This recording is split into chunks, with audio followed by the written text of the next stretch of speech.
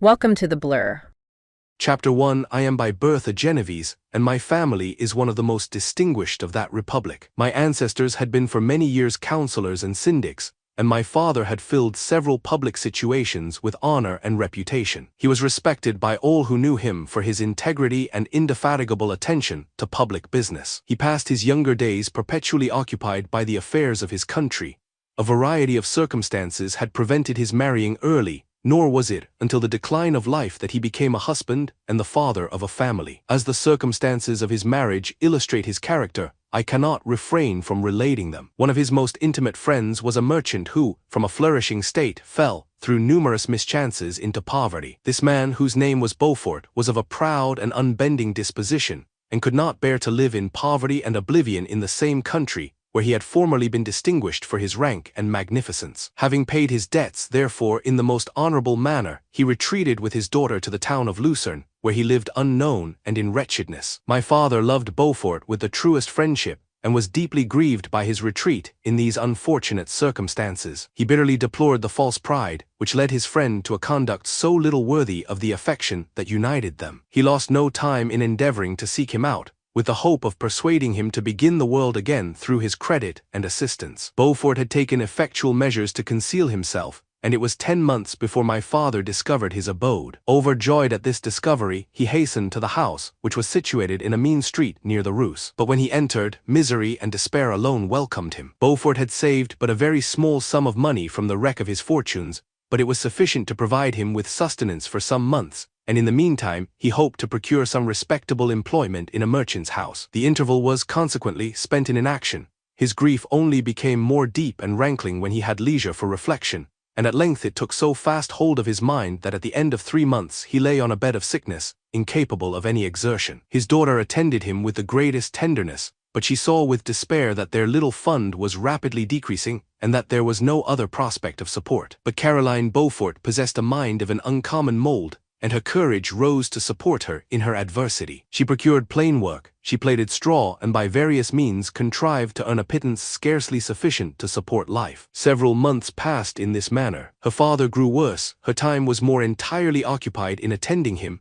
her means of subsistence decreased, and in the 10th month her father died in her arms, leaving her an orphan and a beggar. This last blow overcame her, and she knelt by Beaufort's coffin weeping bitterly when my father entered the chamber. He came like a protecting spirit to the poor girl, who committed herself to his care, and after the interment of his friend he conducted her to Geneva and placed her under the protection of a relation. 2 years after this event, Caroline became his wife. There was a considerable difference between the ages of my parents, but this circumstance seemed to unite them only closer in bonds of devoted affection. There was a sense of justice in my father's upright mind, which rendered it necessary that he should approve highly to love strongly. Perhaps during former years he had suffered from the late discovered unworthiness of one beloved, and so was disposed to set a greater value on tried worth. There was a show of gratitude and worship in his attachment to my mother, differing wholly from the doting fondness of age, for it was inspired by reverence for her virtues and a desire to be the means of, in some degree, recompensing her for the sorrows she had endured,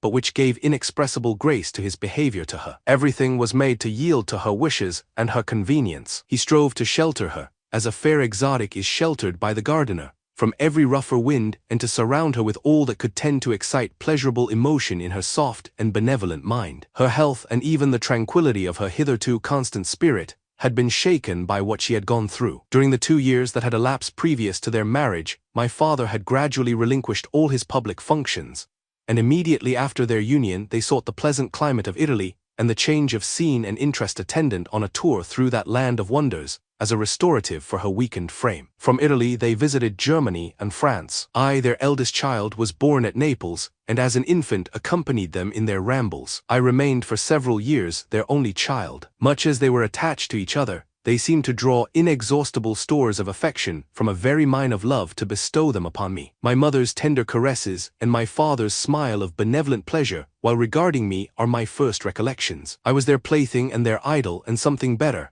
their child, the innocent and helpless creature bestowed on them by heaven, whom to bring up to good, and whose future lot it was in their hands to direct to happiness or misery, according as they fulfilled their duties towards me. With this deep consciousness of what they owed towards the being to which they had given life, added to the active spirit of tenderness that animated both, It may be imagined that while during every hour of my infant life I received a lesson of patience, of charity, and of self-control, I was so guided by a silken cord that all seemed but one train of enjoyment to me. For a long time I was their only care. My mother had much desired to have a daughter, but I continued their single offspring. When I was about 5 years old, while making an excursion beyond the frontiers of Italy, they passed a week on the shores of the Lake of Como. Their benevolent disposition often made them enter the cottages of the poor. This to my mother was more than a duty, it was a necessity, a passion, remembering what she had suffered and how she had been relieved, for her to act in her turn the guardian angel to the afflicted. During one of their walks, a poor cot in the foldings of a veil attracted their notice as being singularly disconsolate,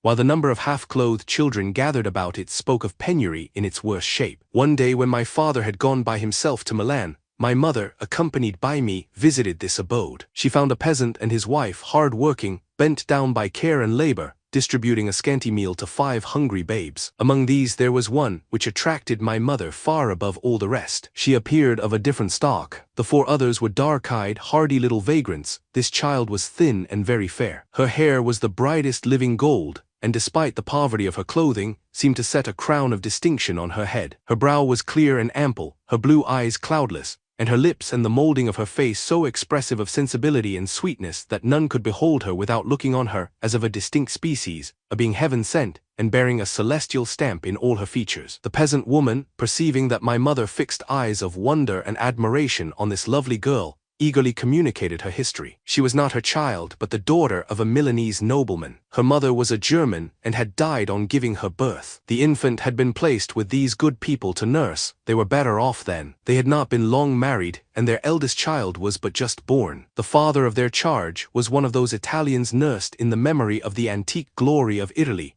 one among the Schiavi Ogner Frimonti, who exerted himself to obtain the liberty of his country. He became the victim of its weakness. Whether he had died or still lingered in the dungeons of Austria was not known. His property was confiscated, his child became an orphan and a beggar. She continued with her foster parents and bloomed in their rude abode, fairer than a garden rose among dark-leaved brambles. When my father returned from Milan, he found playing with me in the hall of our villa a child fairer than pictured cherub, a creature who seemed to shed radiance from her looks, and whose form and motions were lighter than the chamois of the hills. The apparition was soon explained. With his permission, my mother prevailed on her rustic guardians to yield their charge to her. They were fond of the sweet orphan. Her presence had seemed a blessing to them, but it would be unfair to her to keep her in poverty and want when Providence afforded her such powerful protection. They consulted their village priest, and the result was that Elizabeth Lavenza became the inmate of my parents' house, my more than sister, the beautiful and adored companion of all my occupations and my pleasures. Everyone loved Elizabeth. The passionate and almost reverential attachment with which all regarded her became, while I shared it, my pride and my delight. On the evening previous to her being brought to my home, my mother had said playfully, "I have a pretty present for my Victor, tomorrow he shall have it." And when on the morrow she presented Elizabeth to me as her promised gift, I, with childish seriousness, interpreted her words literally and looked upon Elizabeth as mine to protect, love, and cherish. All praises bestowed on her, I received as made to a possession of my own. We called each other familiarly by the name of cousin. No word, no expression could body forth the kind of relation in which she stood to me, my more than sister, since till death she was to be mine only. /p/div/body. Chapter 2. We were brought up together. There was not quite a year difference in our ages. I need not say that we were strangers to any species of disunion or dispute. Harmony was the soul of our companionship, and the diversity and contrast that subsisted in our characters drew us nearer together. Elizabeth was of a calmer and more concentrated disposition, but with all my ardor I was capable of a more intense application, and was more deeply smitten with the thirst for knowledge. She busied herself with following the aerial creations of the poets, and in the majestic and wondrous scenes which surrounded our Swiss home, the sublime shapes of the mountains, the changes of the seasons, tempest and calm, the silence of winter, and the life and turbulence of our alpine summers, she found ample scope for admiration and delight. While my companion contemplated with a serious and satisfied spirit the magnificent appearances of things, I delighted in investigating their causes. The world was to me a secret which I desired to divine. Curiosity, earnest research to learn the hidden laws of nature, gladness akin to rapture, as they were unfolded to me, are among the earliest sensations I can remember. On the birth of a second son, my junior by 7 years, my parents gave up entirely their wandering life and fixed themselves in their native country. We possessed a house in Geneva, and a campagny on Belrive, the eastern shore of the lake, at the distance of rather more than a league from the city. We resided principally in the latter, and the lives of my parents were passed in considerable seclusion. It was my temper to avoid a crowd, and to attach myself fervently to a few. I was indifferent, therefore, to my schoolfellows in general, but I united myself in the bonds of the closest friendship to one among them. Henry Clerval was the son of a merchant of Geneva. He was a boy of singular talent and fancy. He loved enterprise, hardship, and even danger for its own sake. He was deeply read in books of chivalry and romance. He composed heroic songs and began to write many a tale of enchantment and knightly adventure. He tried to make us act plays and to enter into masquerades, in which the characters were drawn from the heroes of Roncesvalles, of the Round Table of King Arthur, and the chivalrous train who shed their blood to redeem the Holy Sepulchre from the hands of the infidels. No human being could have passed a happier childhood than myself. My parents were possessed by the very spirit of kindness and indulgence. We felt that they were not the tyrants to rule our lot according to their caprice, but the agents and creators of all the many delights which we enjoyed. When I mingled with other families, I distinctly discerned how peculiarly fortunate my lot was, and gratitude assisted the development of filial love. My temper was sometimes violent and my passions vehement, but by some law in my temperature they were turned not towards childish pursuits but to an eager desire to learn, and not to learn all things indiscriminately. I confess that neither the structure of languages, nor the code of governments, nor the politics of various states possessed attractions for me. It was the secrets of heaven and earth that I desired to learn, and whether it was the outward substance of things or the inner spirit of nature and the mysterious soul of man that occupied me, still my inquiries were directed to the metaphysical, or in its highest sense, the physical secrets of the world. Meanwhile Clerval occupied himself, so to speak, with the moral relations of things. The busy stage of life, the virtues of heroes, and the actions of men were his theme, and his hope and his dream was to become one among those whose names are recorded in story as the gallant and adventurous benefactors of our species. The saintly soul of Elizabeth shone like a shrine-dedicated lamp in our peaceful home. Her sympathy was ours, her smile, her soft voice, the sweet glance of her celestial eyes were ever there to bless and animate us. She was the living spirit of love to soften and attract. I might have become sullen in my study, rough through the ardor of my nature, but that she was there to subdue me to a semblance of her own gentleness. And Clerval could aught ill entrench on the noble spirit of Clerval. Yet he might not have been so perfectly humane, so thoughtful in his generosity, so full of kindness and tenderness amidst his passion for adventurous exploit, had she not unfolded to him the real loveliness of beneficence, and made the doing good the end and aim of his soaring ambition. I feel exquisite pleasure in dwelling on the recollections of childhood, before misfortune had tainted my mind, and changed its bright visions of extensive usefulness into gloomy and narrow reflections upon self. Besides, in drawing the picture of my early days, I also record those events which led by insensible steps to my after tale of misery. For when I would account to myself for the birth of that passion which afterwards ruled my destiny, I find it arise, like a mountain river, from ignoble and almost forgotten sources. But swelling as it proceeded, it became the torrent which in its course has swept away all my hopes and joys. Natural philosophy is the genius that has regulated my fate.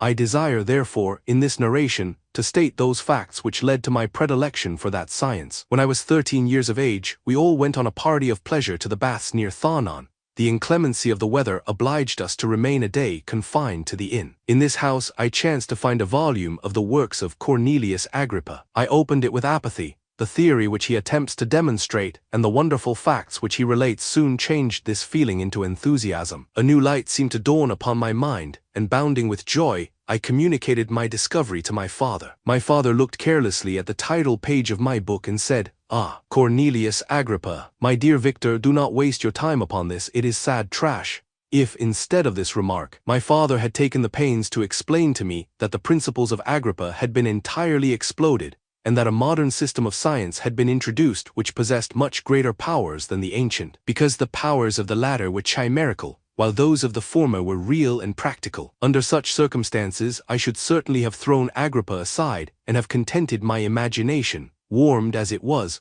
by returning with greater ardor to my former studies. It is even possible that the train of my ideas would never have received the fatal impulse that led to my ruin. But the cursory glance my father had taken of my volume by no means assured me that he was acquainted with its contents, and I continued to read with the greatest avidity. When I returned home, my first care was to procure the whole works of this author, and afterwards of Paracelsus and Albertus Magnus. I read and studied the wild fancies of these writers with delight. they appeared to me treasures known to few besides myself. I have described myself as always having been imbued with a fervent longing to penetrate the secrets of nature. In spite of the intense labor and wonderful discoveries of modern philosophers, I always came from my studies discontented and unsatisfied. Sir Isaac Newton is said to have avowed that he felt like a child picking up shells beside the great and unexplored ocean of truth. Those of his successors in each branch of natural philosophy with whom I was acquainted appeared even to my boy's apprehensions as tyros engaged in the same pursuit. The untaught peasant beheld the elements around him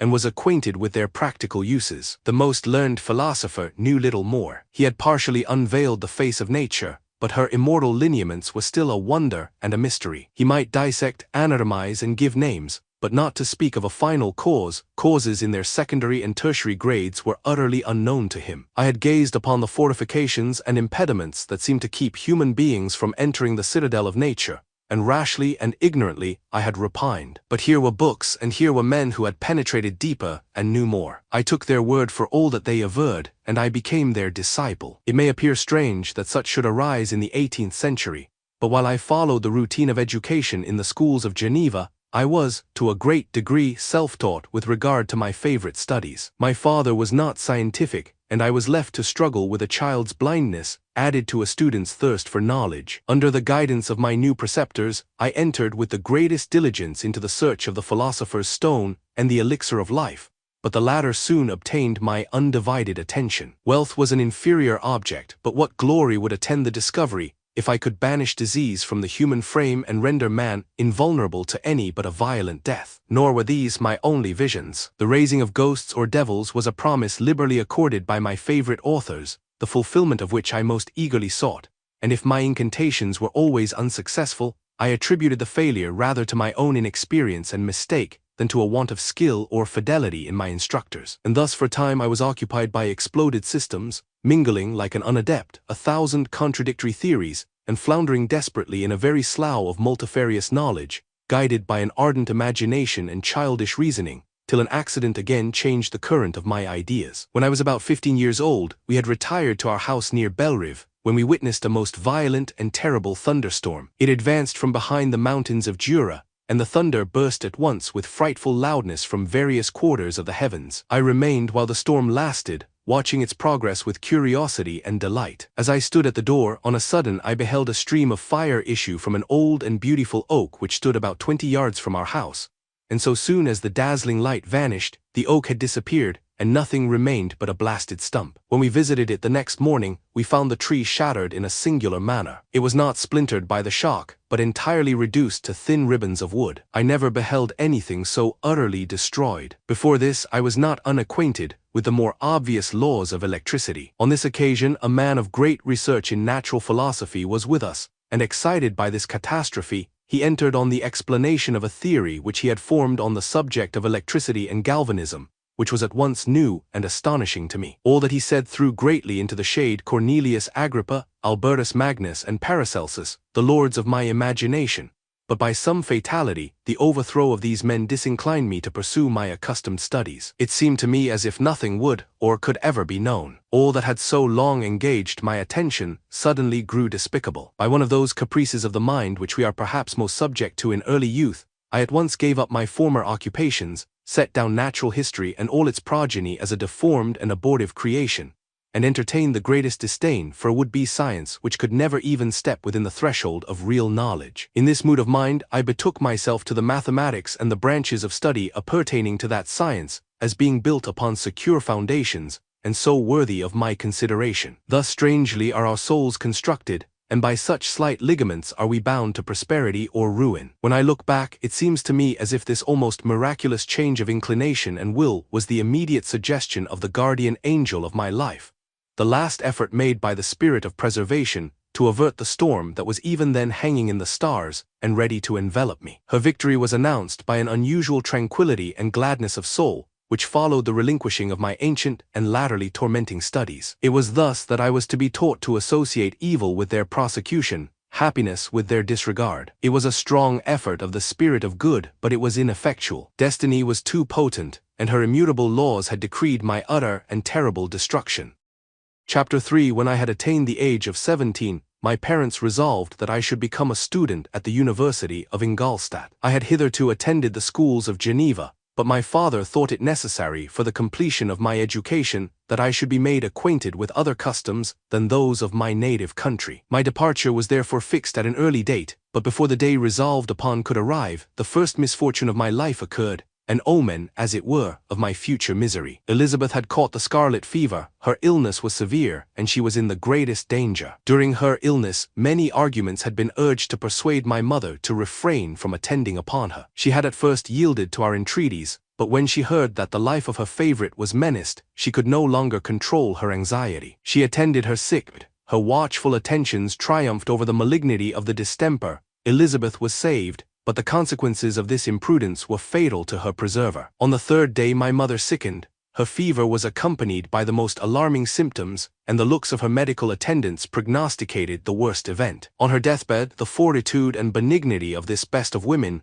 did not desert her. She joined the hands of Elizabeth and myself. "My children," she said, "my firmest hopes of future happiness were placed on the prospect of your union. This expectation will now be the consolation of your father. Elizabeth, my love, you must supply my place to my younger children. Alas, I regret that I am taken from you, and happy and beloved as I have been, is it not hard to quit you all? But these are not thoughts befitting me. I will endeavor to resign myself cheerfully to death, and will indulge a hope of meeting you in another world." She died calmly, and her countenance expressed affection even in death. I need not describe the feelings of those whose dearest ties are rent by that most irreparable evil, the void that presents itself to the soul, and the despair that is exhibited on the countenance. It is so long before the mind can persuade itself that she whom we saw every day, and whose very existence appeared a part of our own, can have departed forever, that the brightness of a beloved eye can have been extinguished, and the sound of a voice so familiar and dear to the ear can be hushed, never more to be heard. These are the reflections of the first days, but when the lapse of time proves the reality of the evil, then the actual bitterness of grief commences. Yet from whom has not that rude hand rent away some dear connection? And why should I describe a sorrow which all have felt and must feel? The time at length arrives when grief is rather an indulgence than a necessity, and the smile that plays upon the lips, although it may be deemed a sacrilege, is not banished. My mother was dead, but we had still duties which we ought to perform. We must continue our course with the rest and learn to think ourselves fortunate,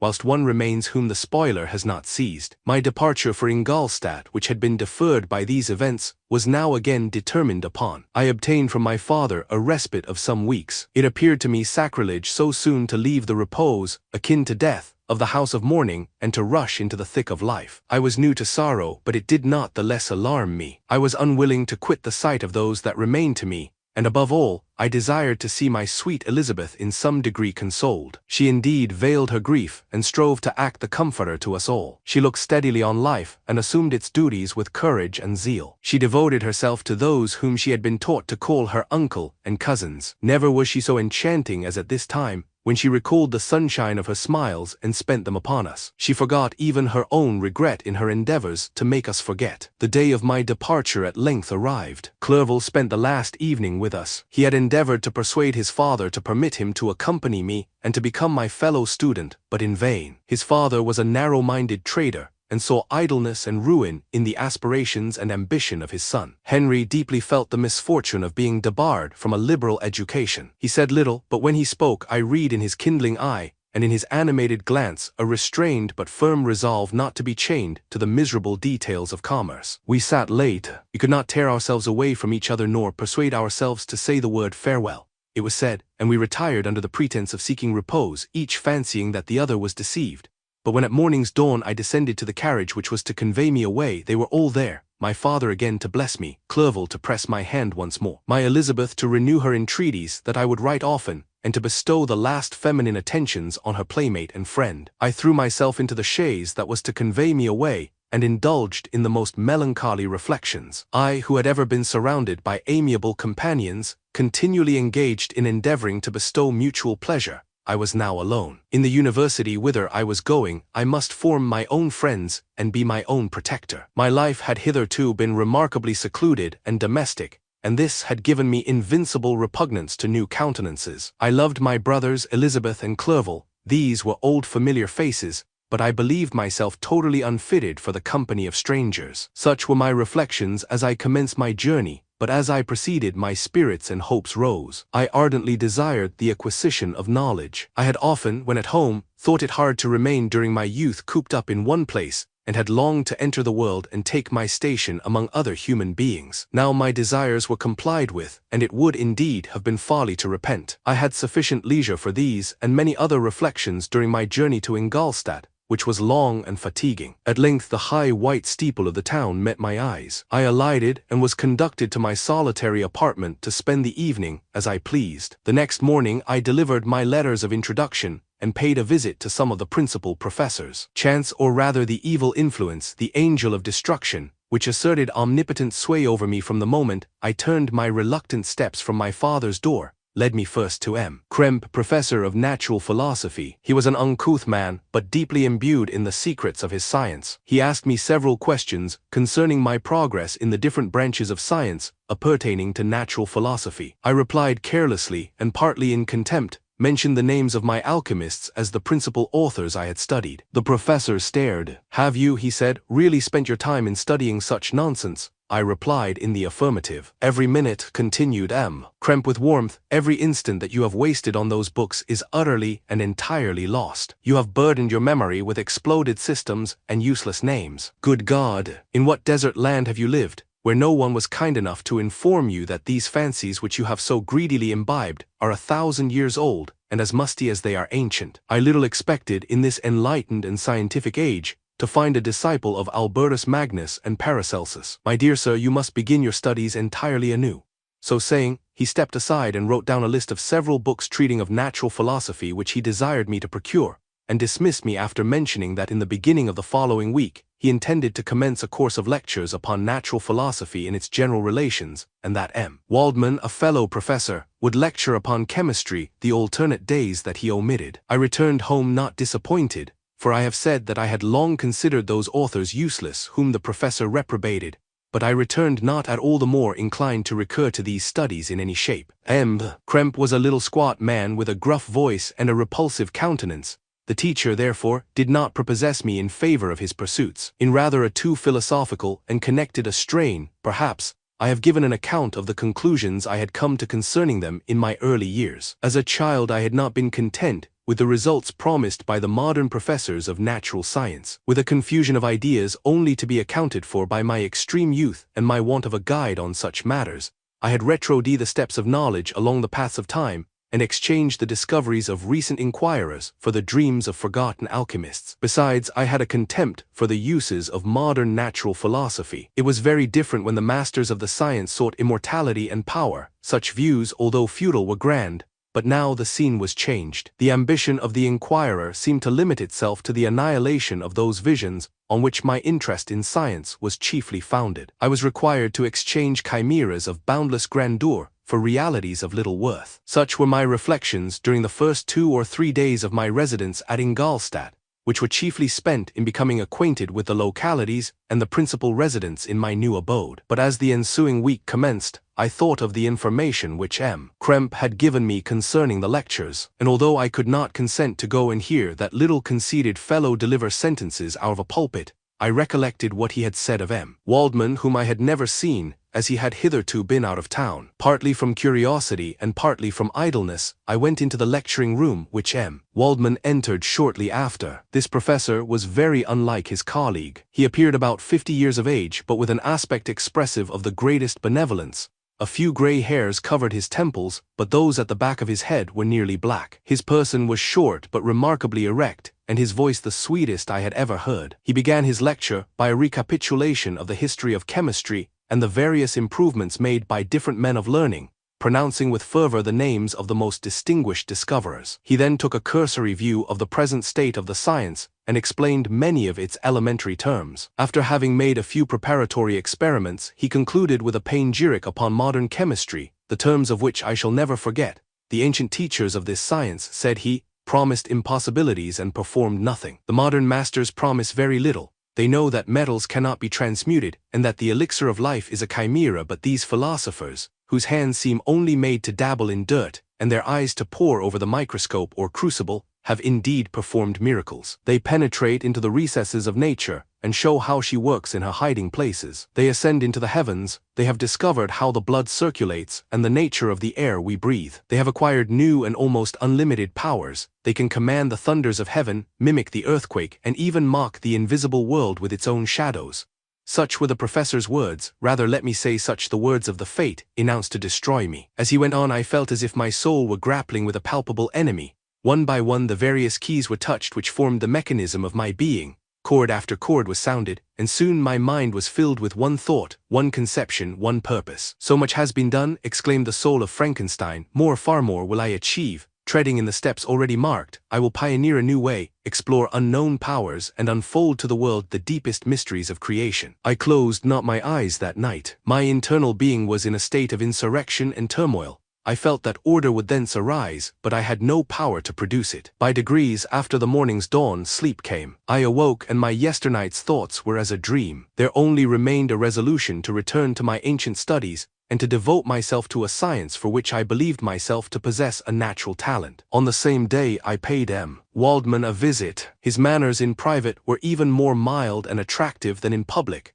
for there was a certain dignity in his mien during his lecture, which in his own house was replaced by the greatest affability and kindness. I gave him pretty nearly the same account of my former pursuits as I had given to his fellow professor. He heard with attention the little narration concerning my studies, and smiled at the names of Cornelius Agrippa and Paracelsus, but without the contempt that M. Krempe had exhibited. He said that these were men to whose indefatigable zeal modern philosophers were indebted for most of the foundations of their knowledge. They had left to us as an easier task to give new names and arrange in connected classifications the facts which they in a great degree had been the instruments of bringing to light. The labors of men of genius, however erroneously directed, scarcely ever fail in ultimately turning to the solid advantage of mankind. I listened to his statement, which was delivered without any presumption or affectation, and then added that his lecture had removed my prejudices against modern chemists.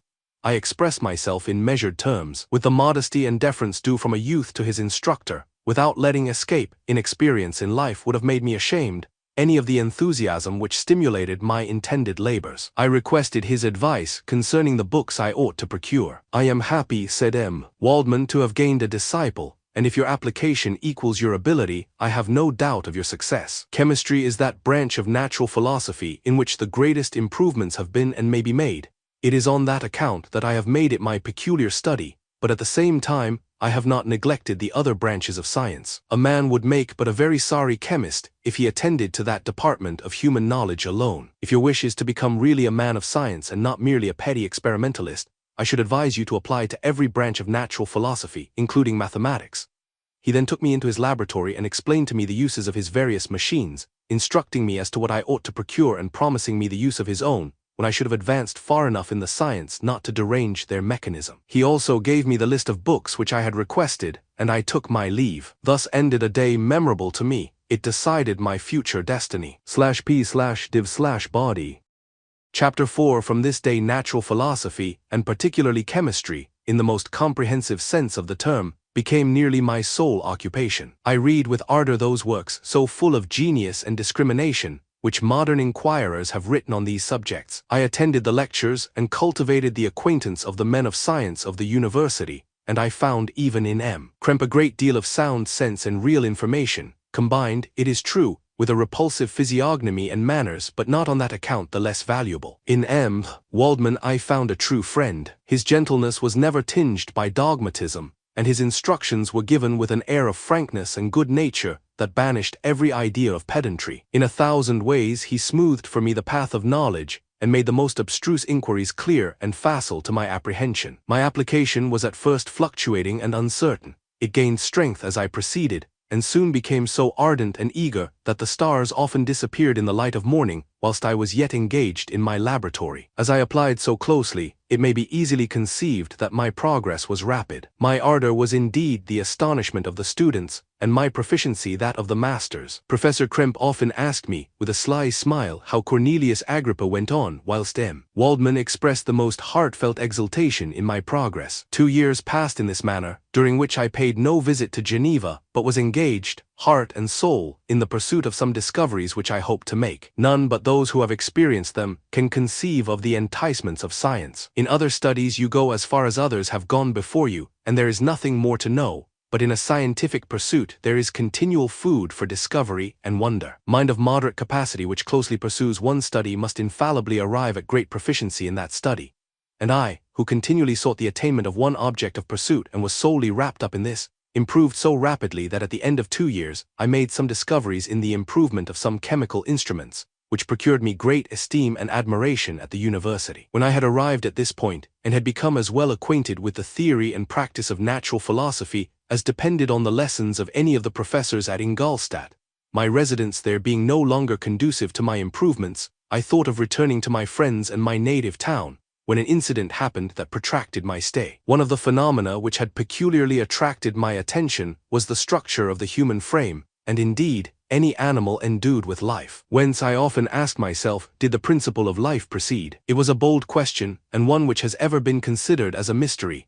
Yet with how many things are we upon the brink of becoming acquainted, if cowardice or carelessness did not restrain our inquiries. I revolved these circumstances in my mind, and determined thenceforth to apply myself more particularly to those branches of natural philosophy which relate to physiology. Unless I had been animated by an almost supernatural enthusiasm, my application to this study would have been irksome and almost intolerable. To examine the causes of life, we must first have recourse to death. I became acquainted with the science of anatomy, but this was not sufficient.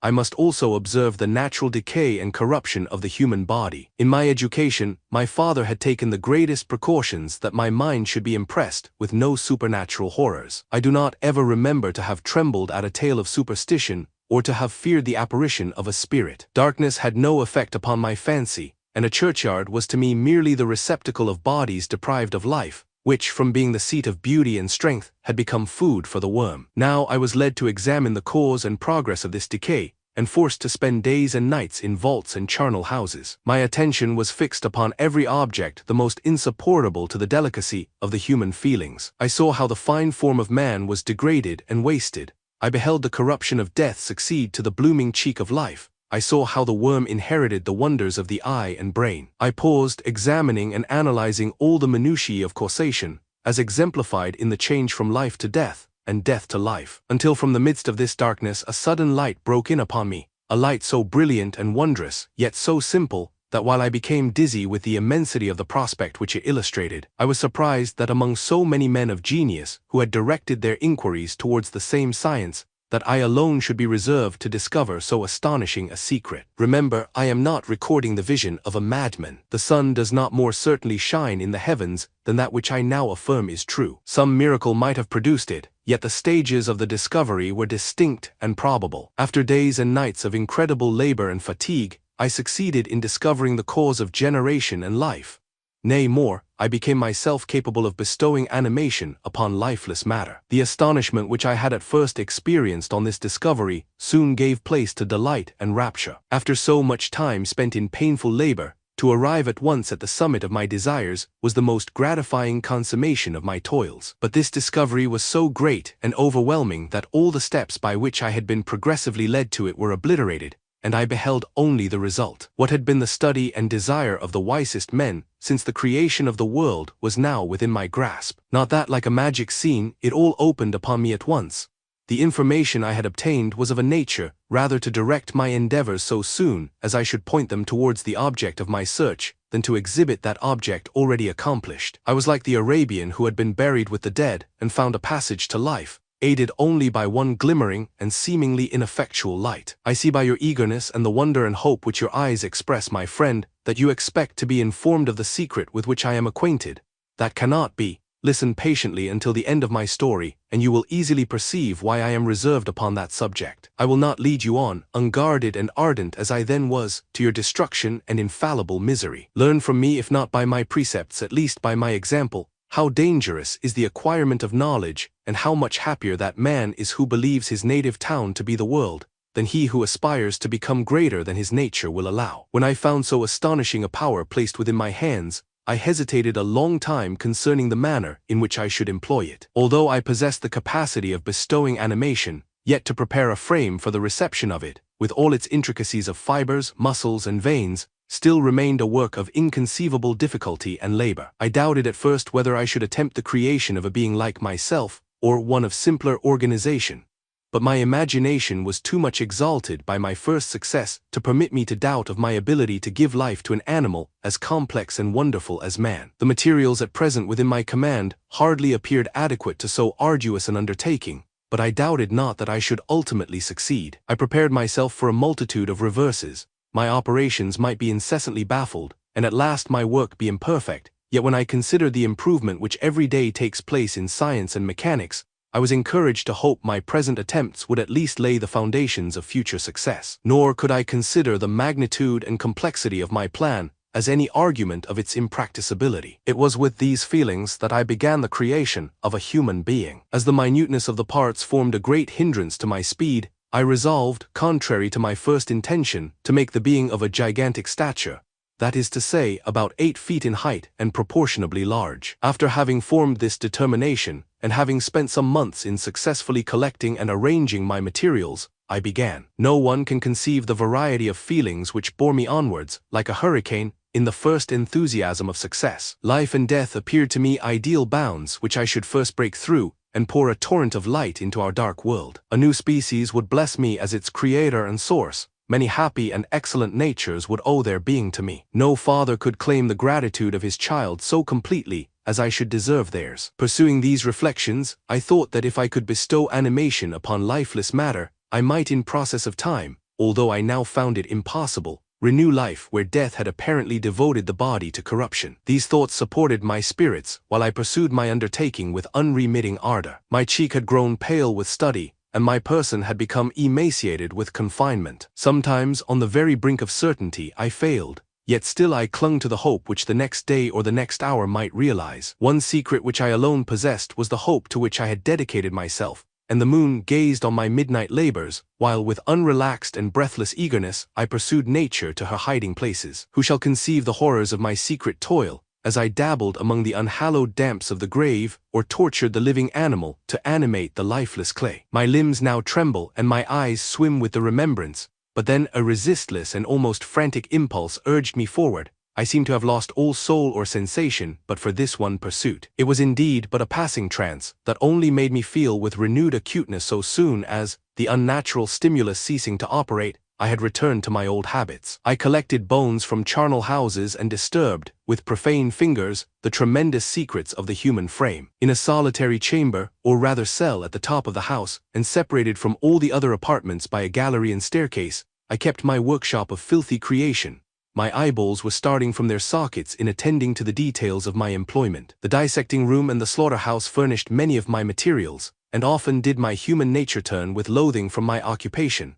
Whilst still urged on by an eagerness which perpetually increased, I brought my work near to a conclusion. The summer months passed while I was thus engaged, heart and soul in one pursuit. It was a most beautiful season. Never did the fields bestow a more plentiful harvest, or the vines yield a more luxuriant vintage, but my eyes were insensible to the charms of nature, and the same feelings which made me neglect the scenes around me caused me also to forget those friends who were so many miles absent, and whom I had not seen for so long a time. I knew my silence disquieted them, and I well remembered the words of my father. I know that while you are pleased with yourself you will think of us with affection, and we shall hear regularly from you. You must pardon me if I regard any interruption in your correspondence as a proof that your other duties are equally neglected. I knew well therefore what would be my father's feelings, but I could not tear my thoughts from my employment, loathsome in itself, but which had taken an irresistible hold of my imagination. I wished, as it were, to procrastinate all that related to my feelings of affection, until the great object which swallowed up every habit of my nature should be completed. I then thought that my father would be unjust if he ascribed my neglect to vice or faultiness on my part, but I am now convinced that he was justified in conceiving that I should not be altogether free from blame. A human being in perfection ought always to preserve a calm and peaceful mind, and never to allow passion or a transitory desire to disturb his tranquility. I do not think that the pursuit of knowledge is an exception to this rule. If the study to which you apply yourself has a tendency to weaken your affections and to destroy your taste for those simple pleasures in which no alloy can possibly mix, then that study is certainly unlawful, that is to say, not befitting the human mind. If this rule were always observed, if no man allowed any pursuit whatsoever to interfere with the tranquility of his domestic affections,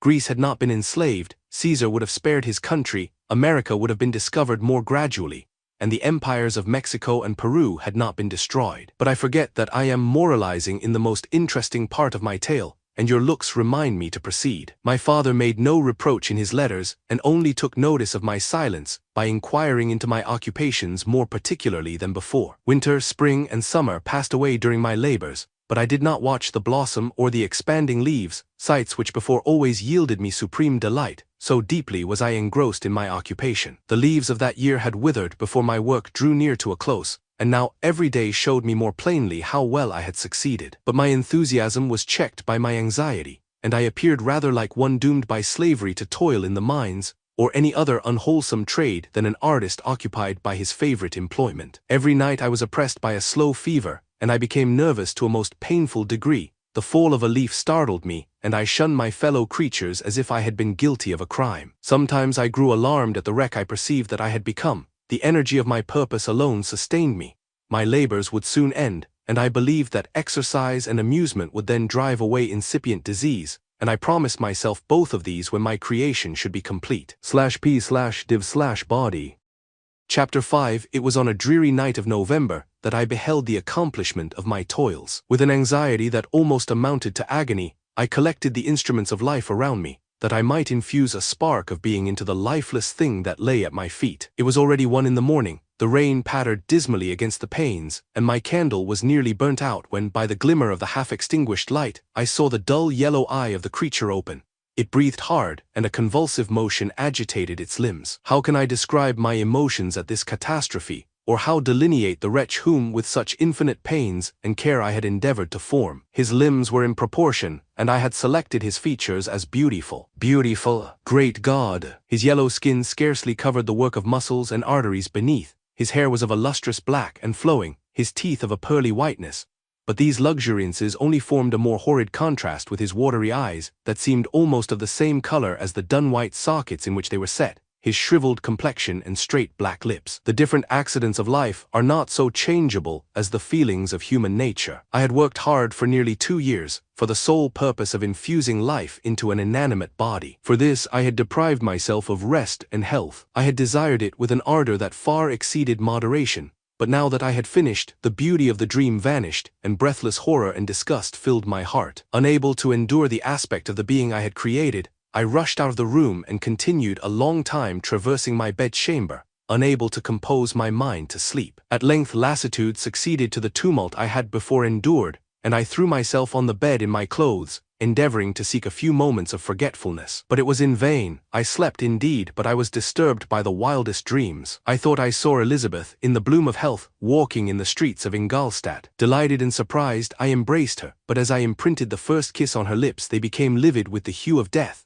Her features appeared to change, and I thought that I held the corpse of my dead mother in my arms. A shroud enveloped her form, and I saw the grave worms crawling in the folds of the flannel. I started from my sleep with horror. A cold dew covered my forehead, my teeth chattered, and every limb became convulsed, when by the dim and yellow light of the moon, as it forced its way through the window shutters, I beheld the wretch, the miserable monster whom I had created. He held up the curtain of the bed, and his eyes, if eyes they may be called, were fixed on me. His jaws opened, and he muttered some inarticulate sounds, while a grin wrinkled his cheeks. He might have spoken, but I did not hear. One hand was stretched out, seemingly to detain me, but I escaped and rushed downstairs. I took refuge in the courtyard belonging to the house which I inhabited, where I remained during the rest of the night, walking up and down in the greatest agitation, listening attentively, catching and fearing each sound as if it were to announce the approach of the demoniacal corpse to which I had so miserably given life. Oh, no mortal could support the horror of that countenance. A mummy again endued with animation could not be so hideous as that wretch. I had gazed on him while unfinished. He was ugly then, but when those muscles and joints were rendered capable of motion, it became a thing such as even Dante could not have conceived. I passed the night wretchedly. Sometimes my pulse beat so quickly and hardly that I felt the palpitation of every artery. At others, I nearly sank to the ground through languor and extreme weakness. Mingled with this horror, I felt the bitterness of disappointment. Dreams that had been my food and pleasant rest for so long a space were now become a hell to me, and the change was so rapid, the overthrow so complete. Morning, dismal and wet, at length dawned, and discovered to my sleepless and aching eyes the church of Ingolstadt, its white steeple and clock, which indicated the 6th hour. The porter opened the gates of the court, which had that night been my asylum, and I issued into the streets, pacing them with quick steps, as if I sought to avoid the wretch whom I feared every turning of the street would present to my view. I did not dare return to the apartment which I inhabited, but felt impelled to hurry on, although drenched by the rain which poured from a black and comfortless sky. I continued walking in this manner for some time, endeavoring by bodily exercise to ease the load that weighed upon my mind. I traversed the streets without any clear conception of where I was or what I was doing. My heart palpitated in the sickness of fear, and I hurried on with irregular steps, not daring to look about me, like one who on a lonely road doth walk in fear and dread, and having once turned round walks on and turns no more his head, because he knows a frightful fiend doth close behind him tread. Coleridge's Ancient Mariner. Continuing thus, I came at length opposite to the inn at which the various diligences and carriages usually stopped. Here I paused, I knew not why, but I remained some minutes with my eyes fixed on a coach that was coming towards me from the other end of the street. As it drew nearer, I observed that it was the Swiss diligence. It stopped just where I was standing, and on the door being opened, I perceived Henry Clerval, who, on seeing me, instantly sprung out. "My dear Frankenstein," exclaimed he, "how glad I am to see you! How fortunate that you should be here at the very moment of my alighting!" Nothing could equal my delight on seeing Clerval. His presence brought back to my thoughts my father, Elizabeth, and all those scenes of home so dear to my recollection. I grasped his hand, and in a moment forgot my horror and misfortune. I felt suddenly, and for the first time during many months, calm and serene joy. I welcomed my friend, therefore, in the most cordial manner, and we walked towards my college. Clerval continued talking for some time about our mutual friends and his own good fortune in being permitted to come to Ingolstadt. "You may easily believe," said he, "how great was the difficulty to persuade my father that all necessary knowledge was not comprised in the noble art of bookkeeping, and indeed, I believe I left him incredulous to the last, for his constant answer to my unwearied entreaties was the same as that of the Dutch schoolmaster in the Vicar of Wakefield. I have 10,000 florins a year without Greek, I eat heartily without Greek, but his affection for me at length overcame his dislike of learning, and he has permitted me to undertake a voyage of discovery to the land of knowledge. It gives me the greatest delight to see you, but tell me how you left my father, brothers, and Elizabeth." "Very well, and very happy, only a little uneasy that they hear from you so seldom. By the by, I mean to lecture you a little upon their account myself. But my dear Frankenstein," continued he, stopping short and gazing full in my face, "I did not before remark how very ill you appear, so thin and pale. You look as if you had been watching for several nights." "You have guessed right. I have lately been so deeply engaged in one occupation that I have not allowed myself sufficient rest, as you see. But I sincerely hope that all these employments are now at an end, and that I am at length free." I trembled excessively. I could not endure to think of, and far less to allude to, the occurrences of the preceding night. I walked with a quick pace, and we soon arrived at my college. I then reflected, and the thought made me shiver, that the creature whom I had left in my apartment might still be there, alive and walking about. I dreaded to behold this monster, but I feared still more that Henry should see him. Entreating him, therefore, to remain a few minutes at the bottom of the stairs, I darted up towards my own room. My hand was already on the lock of the door before I recollected myself. I then paused, and a cold shivering came over me. I threw the door forcibly open, as children are accustomed to do when they expect a spectre to stand in waiting for them on the other side, but nothing appeared. I stepped fearfully in. The apartment was empty, and my bedroom was also freed from its hideous guest. I could hardly believe that so great a good fortune could have befallen me, but when I became assured that my enemy had indeed fled, I clapped my hands for joy and ran down to Clerval. We ascended into my room, and the servant presently brought breakfast, but I was unable to contain myself. It was not joy only that possessed me. I felt my flesh tingle with excess of sensitiveness, and my pulse beat rapidly. I was unable to remain for a single instant in the same place.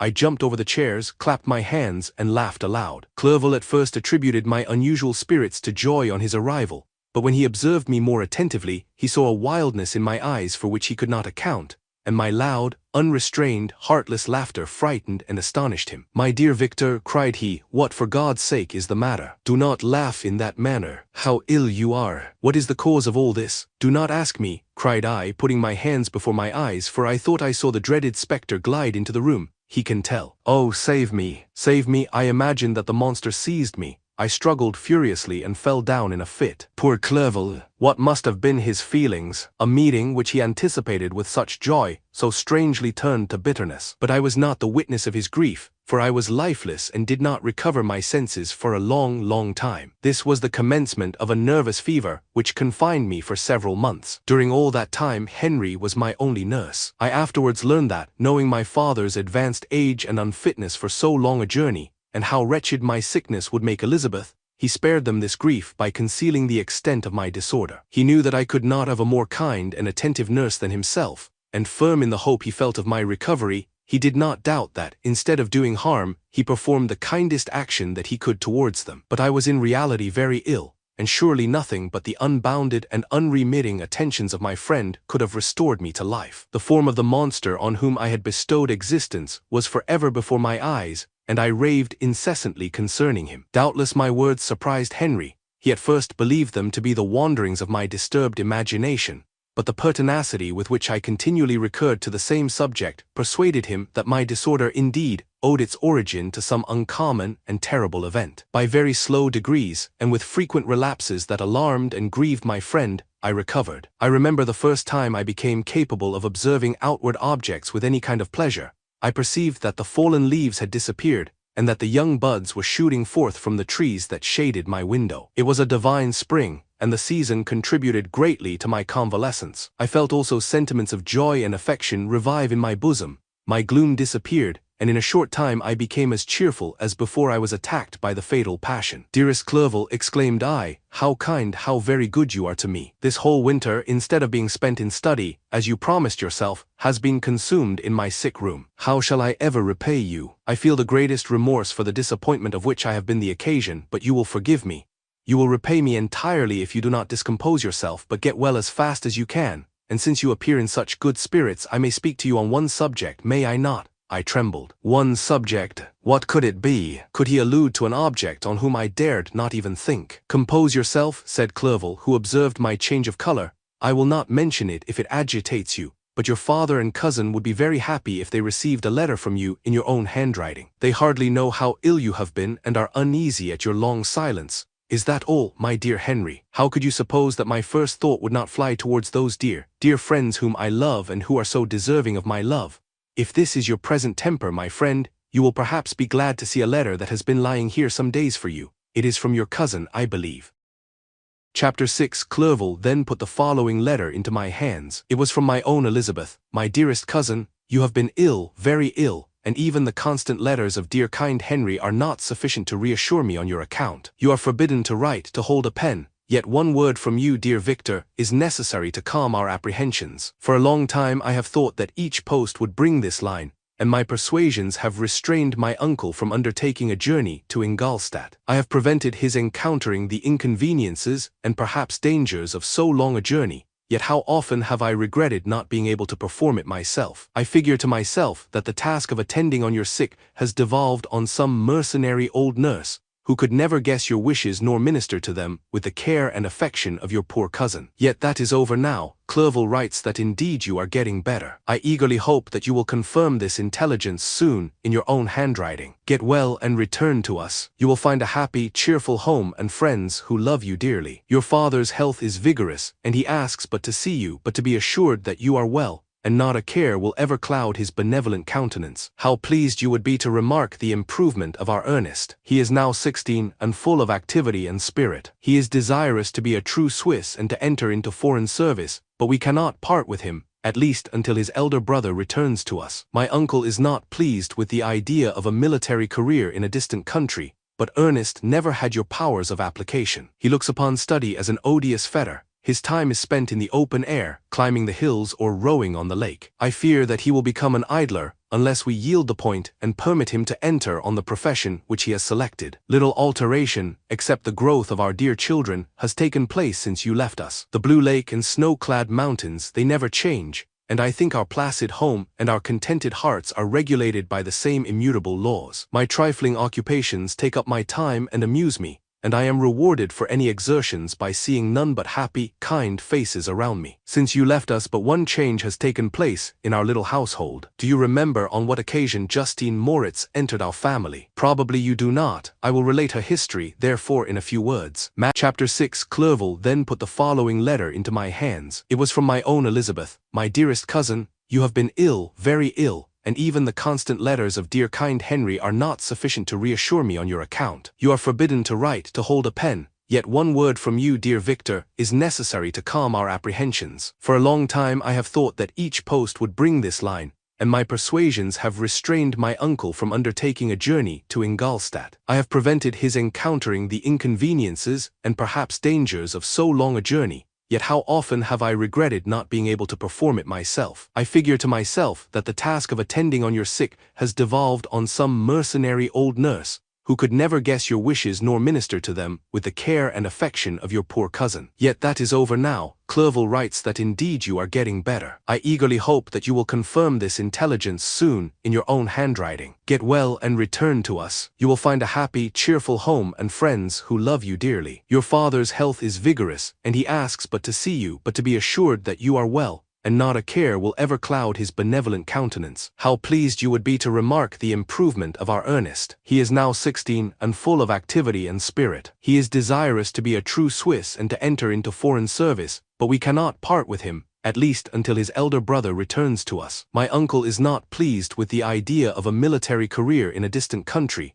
but Ernest never had your powers of application. He looks upon study as an odious fetter. His time is spent in the open air, climbing the hills or rowing on the lake. I fear that he will become an idler, unless we yield the point and permit him to enter on the profession which he has selected. Little alteration, except the growth of our dear children, has taken place since you left us. The blue lake and snow-clad mountains, they never change, and I think our placid home and our contented hearts are regulated by the same immutable laws. My trifling occupations take up my time and amuse me, and I am rewarded for any exertions by seeing none but happy, kind faces around me. Since you left us, but one change has taken place in our little household. Do you remember on what occasion Justine Moritz entered our family? Probably you do not. I will relate her history, therefore, in a few words. Madame Moritz, her mother, was a widow with 4 children, of whom Justine was the third. This girl had always been the favorite of her father, but through a strange perversity, her mother could not endure her, and after the death of M. Moritz treated her very ill. My aunt observed this, and when Justine was 12 years of age, prevailed on her mother to allow her to live at our house. The republican institutions of our country have produced simpler and happier manners than those which prevail in the great monarchies that surround it. Hence there is less distinction between the several classes of its inhabitants,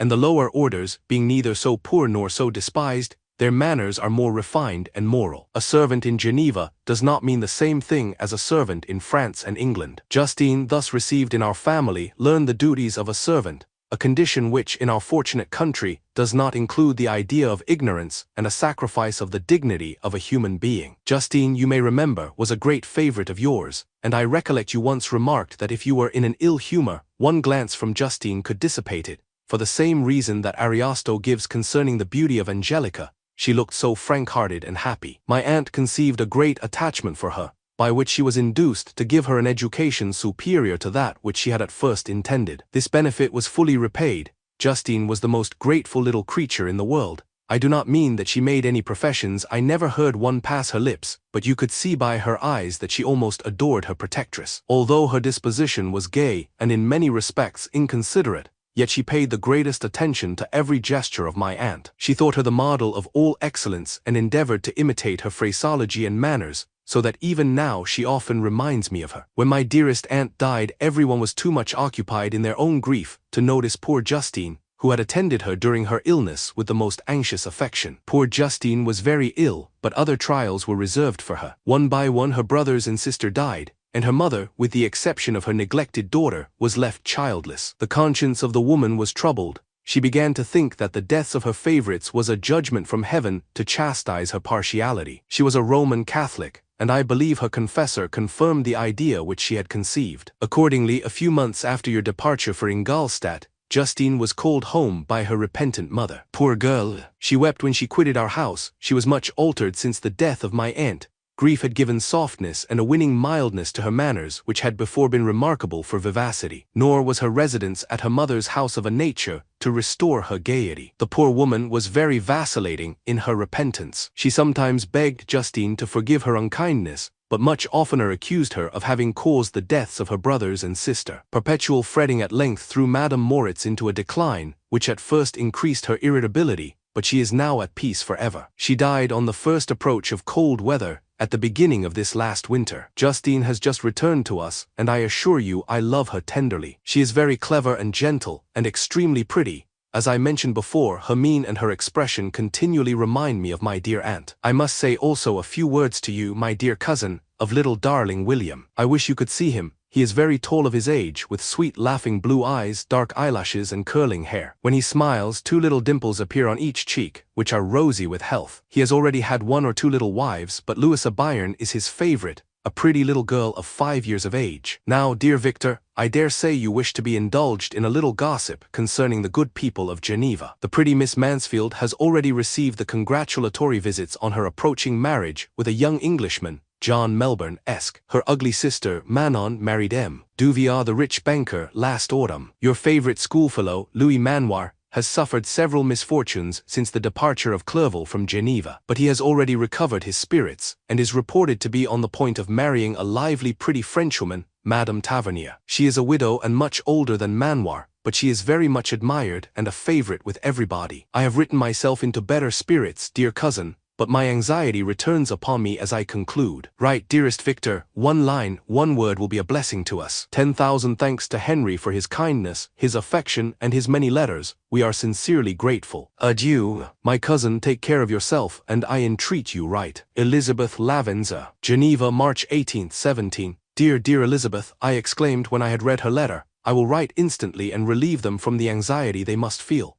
I wrote, and this exertion greatly fatigued me, but my convalescence had commenced and proceeded regularly. In another fortnight, I was able to leave my chamber. One of my first duties on my recovery was to introduce Clerval to the several professors of the university. In doing this, I underwent a kind of rough usage, ill befitting the wounds that my mind had sustained. Ever since the fatal night, the end of my labors and the beginning of my misfortunes, I had conceived a violent antipathy even to the name of natural philosophy. When I was otherwise quite restored to health, the sight of a chemical instrument would renew all the agony of my nervous symptoms. Henry saw this, and had removed all my apparatus from my view. He had also changed my apartment, for he perceived that I had acquired a dislike for the room which had previously been my laboratory. But these cares of Clerval were made of no avail when I visited the professors.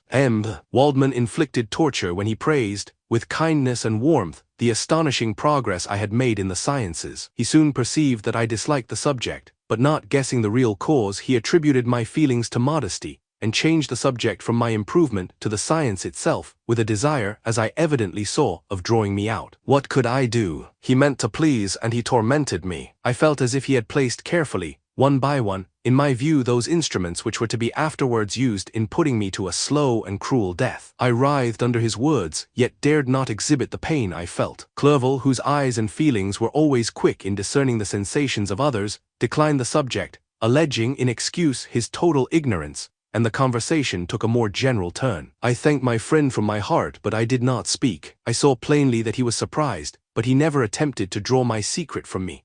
And although I loved him with a mixture of affection and reverence that knew no bounds, yet I could never persuade myself to confide in him that event which was so often present to my recollection, but which I feared the detail to another would only impress more deeply. Krempe was not equally docile, and in my condition at that time, of almost insupportable sensitiveness, his harsh, blunt encomiums gave me even more pain than the benevolent approbation of M. Waldman, D.N. the fellow, cried he, why M. Clerval, I assure you he has outstripped us all. I stare if you please, but it is nevertheless true. A youngster who but a few years ago believed in Cornelius Agrippa as firmly as in the gospel, has now set himself at the head of the university, and if he is not soon pulled down, we shall all be out of countenance. I, continued he, observing my face expressive of suffering, M. Frankenstein is modest, an excellent quality in a young man. Young men should be diffident of themselves, you know, M. Clerval, I was myself when young, but that wears out in a very short time.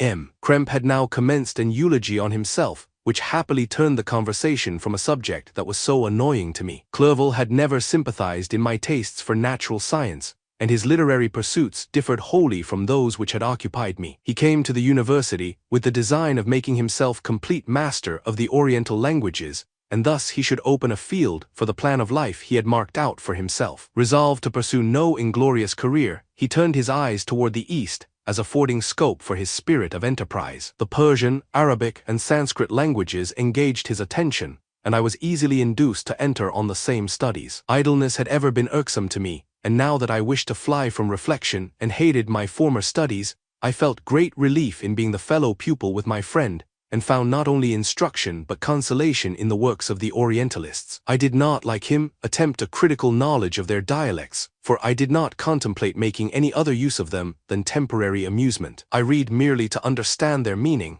and they well repaid my labors. Their melancholy is soothing, and their joy elevating, to a degree I never experienced in studying the authors of any other country. When you read their writings, life appears to consist in a warm sun and a garden of roses, in the smiles and frowns of a fair enemy, and the fire that consumes your own heart. How different from the manly and heroical poetry of Greece and Rome. Summer passed away in these occupations, and my return to Geneva was fixed for the latter end of autumn, but being delayed by several accidents, winter and snow arrived, the roads were deemed impassable, and my journey was retarded until the ensuing spring. I felt this delay very bitterly, for I longed to see my native town and my beloved friends. My return had only been delayed so long, from an unwillingness to leave Clerval in a strange place, before he had become acquainted with any of its inhabitants. The winter, however, was spent cheerfully, and Chapter 7. On my return I found the following letter from my father.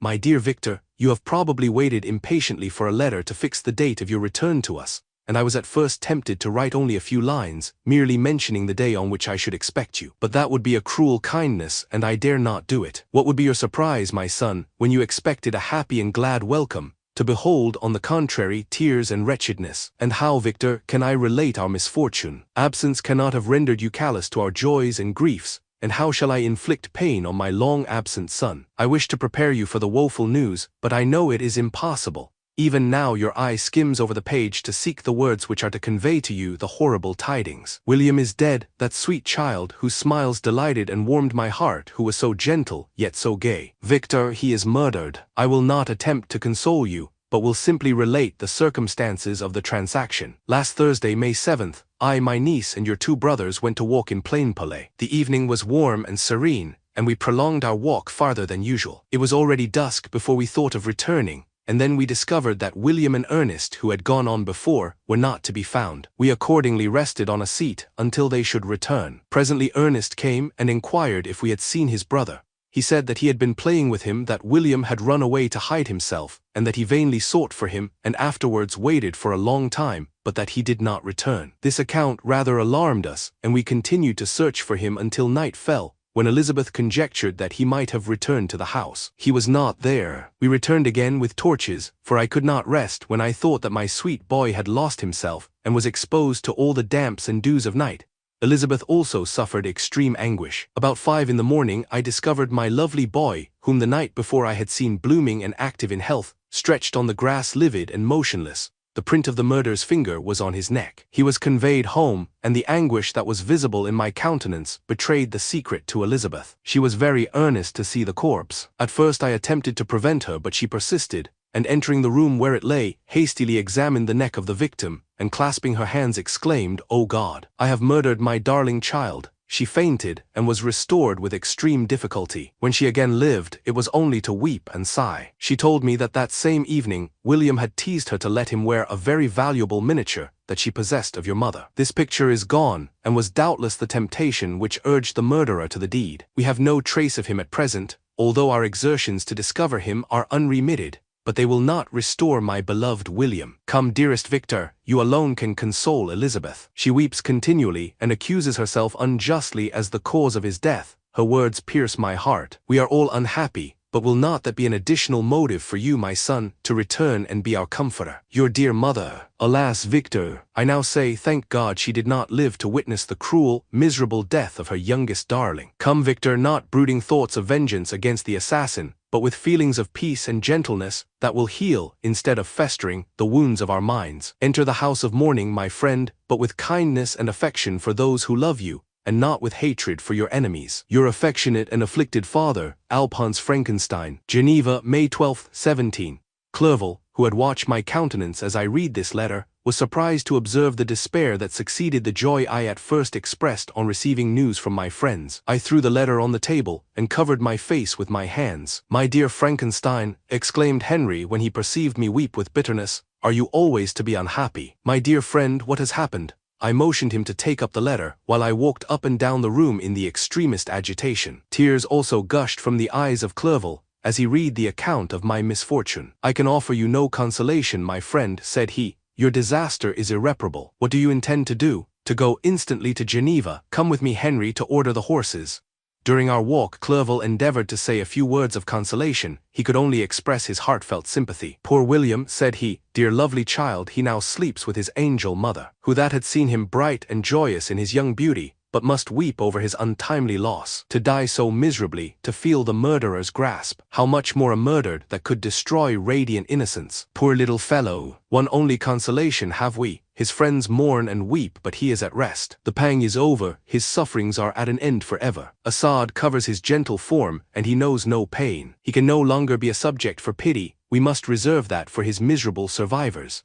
Clerval spoke thus as we hurried through the streets. The words impressed themselves on my mind, and I remembered them afterwards in solitude. But now, as soon as the horses arrived, I hurried into a cabriolet and bade farewell to my friend. My journey was very melancholy. At first I wished to hurry on, for I longed to console and sympathize with my loved and sorrowing friends, but when I drew near my native town, I slackened my progress. I could hardly sustain the multitude of feelings that crowded into my mind. I passed through scenes familiar to my youth, but which I had not seen for nearly 6 years. How altered everything might be during that time. One sudden and desolating change had taken place, but 1,000 little circumstances might have by degrees worked other alterations, which, although they were done more tranquilly, might not be the less decisive. Fear overcame me. I dared no advance, dreading 1,000 nameless evils that made me tremble, although I was unable to define them. I remained 2 days at Lausanne, in this painful state of mind. I contemplated the lake. The waters were placid, all around was calm, and the snowy mountains, the palaces of nature, were not changed. By degrees the calm and heavenly scene restored me, and I continued my journey towards Geneva. The road ran by the side of the lake, which became narrower as I approached my native town. I discovered more distinctly the black sides of Jura, and the bright summit of Mont Blanc. I wept like a child. "Dear mountains, my own beautiful lake, how do you welcome your wanderer? Your summits are clear, the sky and lake are blue and placid. Is this to prognosticate peace or to mock at my unhappiness?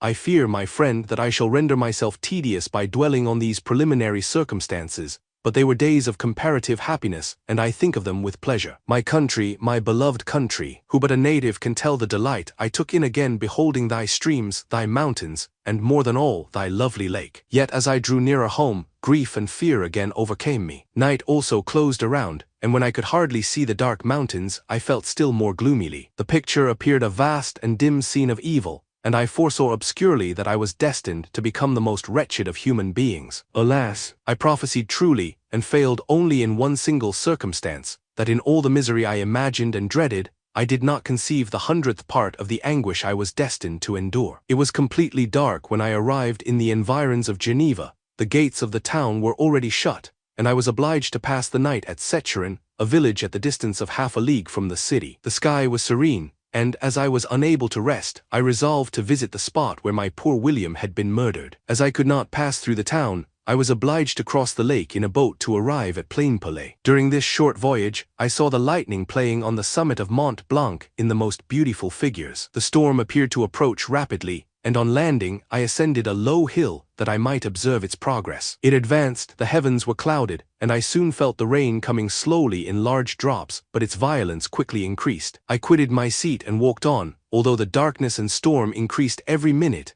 and the thunder burst with a terrific crash over my head. It was echoed from Salers, the Juras, and the Alps of Savoy. Vivid flashes of lightning dazzled my eyes, illuminating the lake, making it appear like a vast sheet of fire.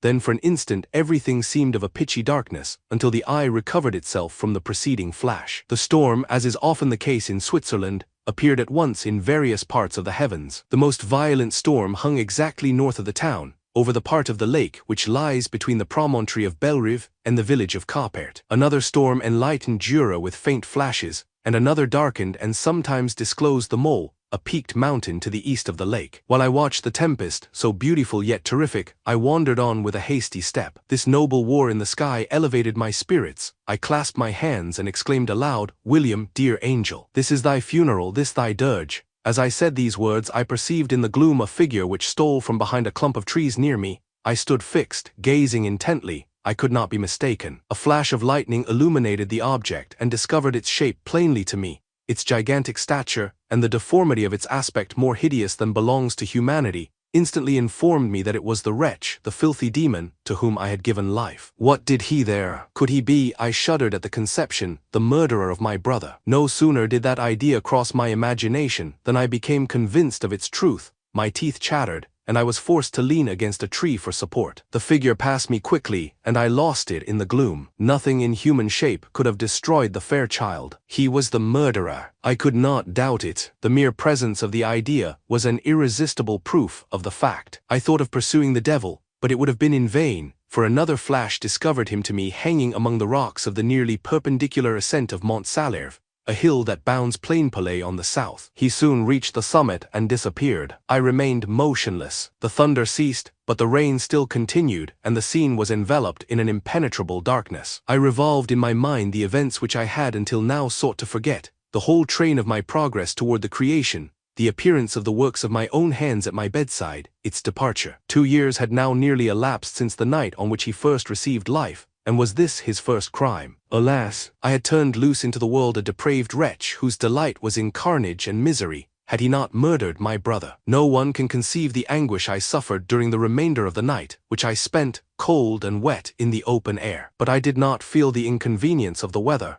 My imagination was busy in scenes of evil and despair. I considered the being whom I had cast among mankind, and endowed with the will and power to effect purposes of horror, such as the deed which he had now done, nearly in the light of my own vampire, my own spirit let loose from the grave, and forced to destroy all that was dear to me. Day dawned, and I directed my steps towards the town. The gates were open, and I hastened to my father's house. My first thought was to discover what I knew of the murderer, and cause instant pursuit to be made. But I paused when I reflected on the story that I had to tell. A being whom I myself had formed and endued with life had met me at midnight among the precipices of an inaccessible mountain. I remembered also the nervous fever with which I had been seized just at the time that I dated my creation, and which would give an air of delirium to a tale otherwise so utterly improbable. I well knew that if any other had communicated such a relation to me, I should have looked upon it as the ravings of insanity. Besides, the strange nature of the animal would elude all pursuit,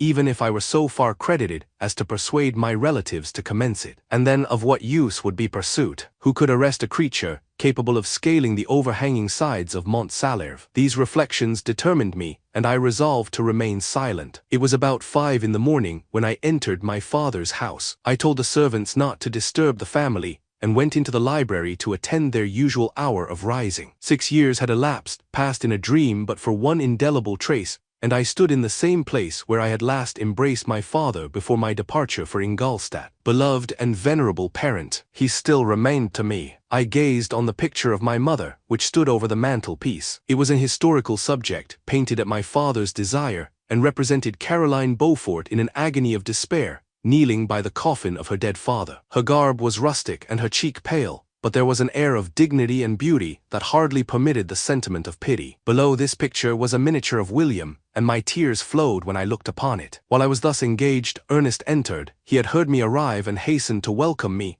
"Welcome, my dearest Victor," said he. I wish you had come 3 months ago, and then you would have found us all joyous and delighted. You come to us now to share a misery which nothing can alleviate, yet your presence will, I hope, revive our father, who seems sinking under his misfortune, and your persuasions will induce poor Elizabeth to cease her vain and tormenting self-accusations. Poor William! He was our darling and our pride. Tears, unrestrained, fell from my brother's eyes. A sense of mortal agony crept over my frame. Before, I had only imagined the wretchedness of my desolated home. The reality came on me as a new, and a not less terrible, disaster. I tried to calm Ernest. I inquired more minutely concerning my father, and here I named my cousin. She most of all, said Ernest, requires consolation. She accused herself of having caused the death of my brother, and that made her very wretched. But since the murderer has been discovered, the murderer discovered. Good God, how can that be? Who could attempt to pursue him? It is impossible. One might as well try to overtake the winds, or confine a mountain stream with a straw. I saw him too, he was free last night. I do not know what you mean, replied my brother in accents of wonder, but to us the discovery we have made completes our misery. No one would believe it at first, and even now Elizabeth will not be convinced, notwithstanding all the evidence. Indeed, who would credit that Justine Moritz, who was so amiable and fond of all the family, could suddenly become so capable of so frightful, so appalling a crime? Justine Moritz. Poor girl, is she the accused? But it is wrongfully, everyone knows that, no one believes it, surely, Ernest. No one did at first, but several circumstances came out that have almost forced conviction upon us, and her own behavior has been so confused as to add to the evidence of facts a weight that, I fear, leaves no hope for doubt. But she will be tried today, and you will then hear all.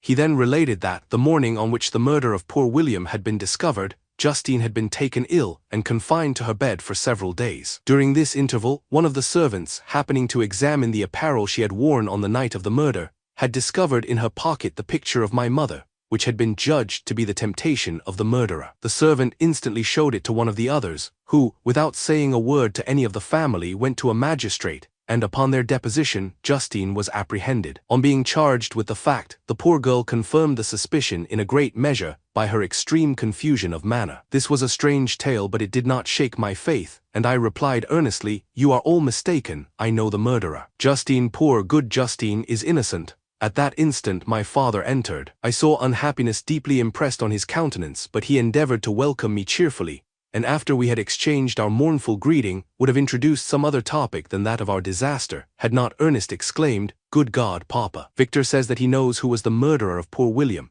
We do also, unfortunately, replied my father, for indeed I had rather have been forever ignorant than have discovered so much depravity and ingratitude in one I valued so highly.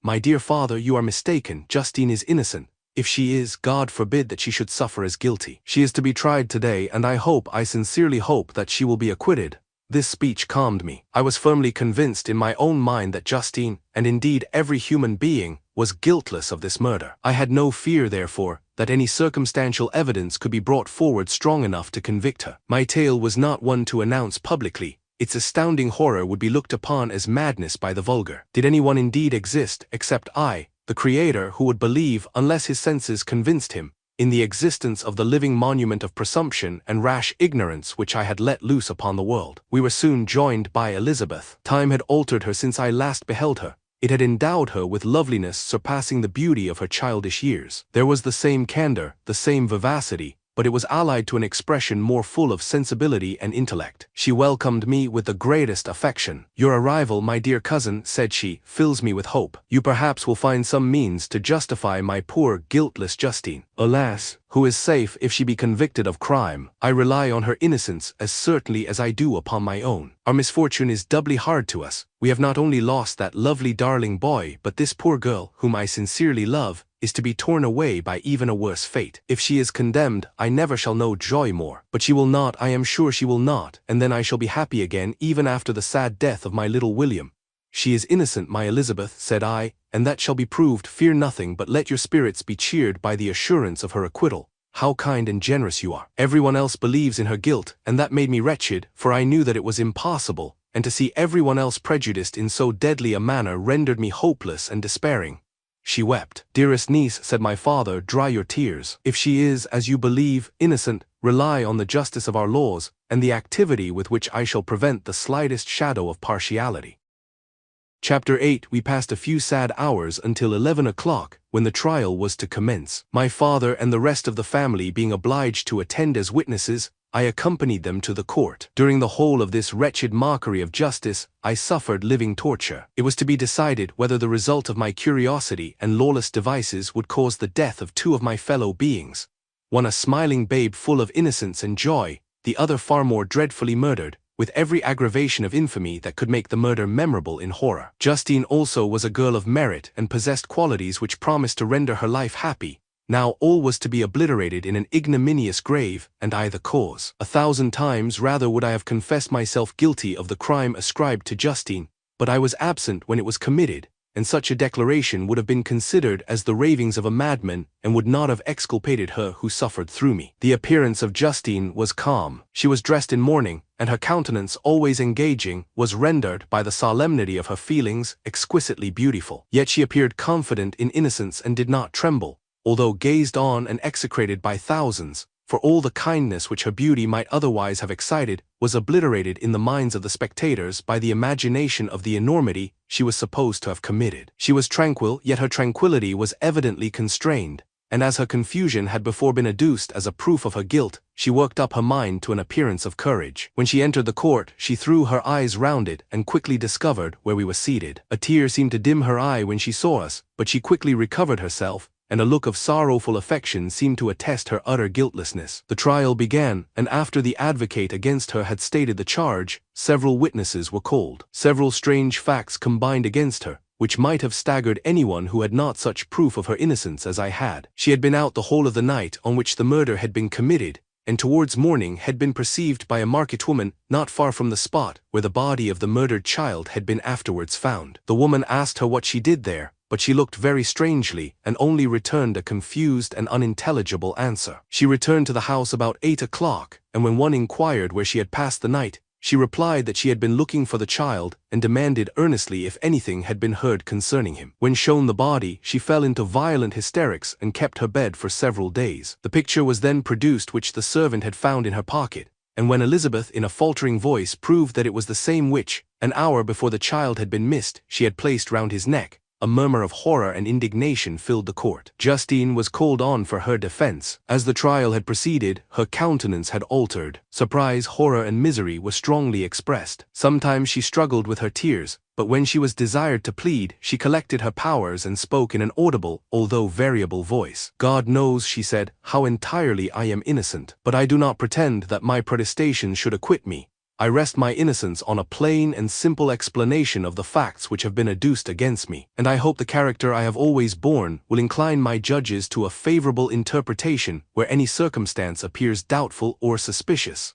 She then related that, by the permission of Elizabeth, she had passed the evening of the night on which the murder had been committed at the house of an aunt at Cherne, a village situated at about a league from Geneva. On her return, at about 9 o'clock, she met a man who asked her if she had seen anything of the child who was lost. She was alarmed by this account and passed several hours in looking for him, when the gates of Geneva were shut, and she was forced to remain several hours of the night in a barn belonging to a cottage, being unwilling to call up the inhabitants to whom she was well known. Most of the night she spent here watching. Towards morning she believed that she slept for a few minutes, some steps disturbed her, and she awoke. It was dawn, and she quitted her asylum, that she might again endeavor to find my brother. If she had gone near the spot where his body lay, it was without her knowledge. That she had been bewildered when questioned by the market woman was not surprising, since she had passed a sleepless night, and the fate of poor William was yet uncertain. Concerning the picture she could give no account. I know, continued the unhappy victim, how heavily and fatally this one circumstance weighs against me, but I have no power of explaining it,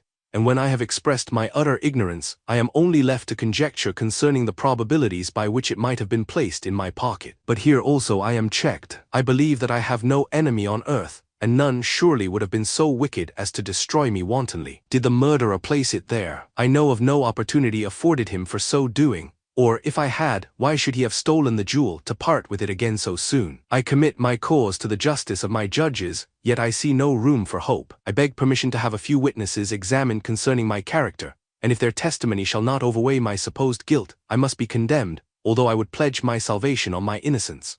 Several witnesses were called who had known her for many years, and they spoke well of her, but fear and hatred of the crime of which they supposed her guilty rendered them timorous and unwilling to come forward. Elizabeth saw even this last resource, her excellent dispositions and irreproachable conduct, about to fail the accused, when, although violently agitated, she desired permission to address the court. I am, said she, the cousin of the unhappy child who was murdered, or rather his sister, for I was educated by and have lived with his parents ever since and even long before his birth. It may therefore be judged indecent in me to come forward on this occasion, but when I see a fellow creature about to perish through the cowardice of her pretended friends, I wish to be allowed to speak, that I may say what I know of her character. I am well acquainted with the accused. I have lived in the same house with her, at one time for 5, and at another for nearly 2 years. During all that period, she appeared to me the most amiable and benevolent of human creatures. She nursed Madame Frankenstein, my aunt, in her last illness with the greatest affection and care, and afterwards attended her own mother during a tedious illness, in a manner that excited the admiration of all who knew her, after which she again lived in my uncle's house, where she was beloved by all the family. She was warmly attached to the child who is now dead, and acted towards him like a most affectionate mother. For my own part, I do not hesitate to say that, notwithstanding all the evidence produced against her, I believe and rely on her perfect innocence. She had no temptation for such an action. As to the bauble on which the chief proof rests, if she had earnestly desired it, I should have willingly given it to her, so much do I esteem and value her. A murmur of approbation followed Elizabeth's simple and powerful appeal, but it was excited by her generous interference and not in favor of poor Justine, on whom the public indignation was turned with renewed violence, charging her with the blackest ingratitude. She herself wept as Elizabeth spoke, but she did not answer. My own agitation and anguish was extreme during the whole trial. I believed in her innocence, I knew it. Could the demon who had, I did not for a minute doubt, murdered my brother also in his hellish sport, have betrayed the innocent to death and ignominy? I could not sustain the horror of my situation, and when I perceived that the popular voice and the countenances of the judges had already condemned my unhappy victim, I rushed out of the court in agony. The tortures of the accused did not equal mine. She was sustained by innocence, but the fangs of remorse tore my bosom and would not forego their hold. I passed a night of unmingled wretchedness. In the morning I went to the court. My lips and throat were parched. I dared not ask the fatal question, but I was known, and the officer guessed the cause of my visit. The ballots had been thrown, they were all black, and Justine was condemned. I cannot pretend to describe what I then felt. I had before experienced sensations of horror, and I have endeavored to bestow upon them adequate expressions, but words cannot convey an idea of the heart-sickening despair that I then endured. The person to whom I addressed myself added that Justine had already confessed her guilt. That evidence, he observed, was hardly required in so glaring a case, but I am glad of it, and indeed, none of our judges like to condemn a criminal upon circumstantial evidence, be it ever so decisive. This was strange and unexpected intelligence. What could it mean? Had my eyes deceived me, and was I really as mad as the whole world would believe me to be, if I disclosed the object of my suspicions? I hastened to return home, and Elizabeth eagerly demanded the result. My cousin, replied I, it is decided as you may have expected. All judges had rather that 10 innocent should suffer than that 1 guilty should escape. But she has confessed. This was a dire blow to poor Elizabeth, who had relied with firmness upon Justine's innocence. Alas, said she, how shall I ever again believe in human goodness? Justine, whom I loved and esteemed as my sister, how could she put on those smiles of innocence only to betray? Her mild eyes seemed incapable of any severity or guile, and yet she has committed a murder. Soon after we heard that the poor victim had expressed a desire to see my cousin. My father wished her not to go, but said that he left it to her own judgment and feelings to decide. Yes, said Elizabeth, I will go, although she is guilty, and you, Victor, shall accompany me. I cannot go alone. The idea of this visit was torture to me, yet I could not refuse. We entered the gloomy prison chamber, and beheld Justine sitting on some straw at the farther end. Her hands were manacled, and her head rested on her knees. She rose on seeing us enter, and when we were left alone with her, she threw herself at the feet of Elizabeth, weeping bitterly. My cousin wept also. Oh, Justine, said she, why did you rob me of my last consolation? I relied on your innocence, and although I was then very wretched, I was not so miserable as I am now. And do you also believe that I am so very, very wicked? Do you also join with my enemies to crush me, to condemn me as a murderer? Her voice was suffocated with sobs. Rise, my poor girl, said Elizabeth. Why do you kneel if you are innocent? I am not one of your enemies. I believed you guiltless, notwithstanding every evidence, until I heard that you had yourself declared your guilt. That report, you say, is false, and be assured, dear Justine, that nothing can shake my confidence in you for a moment but your own confession.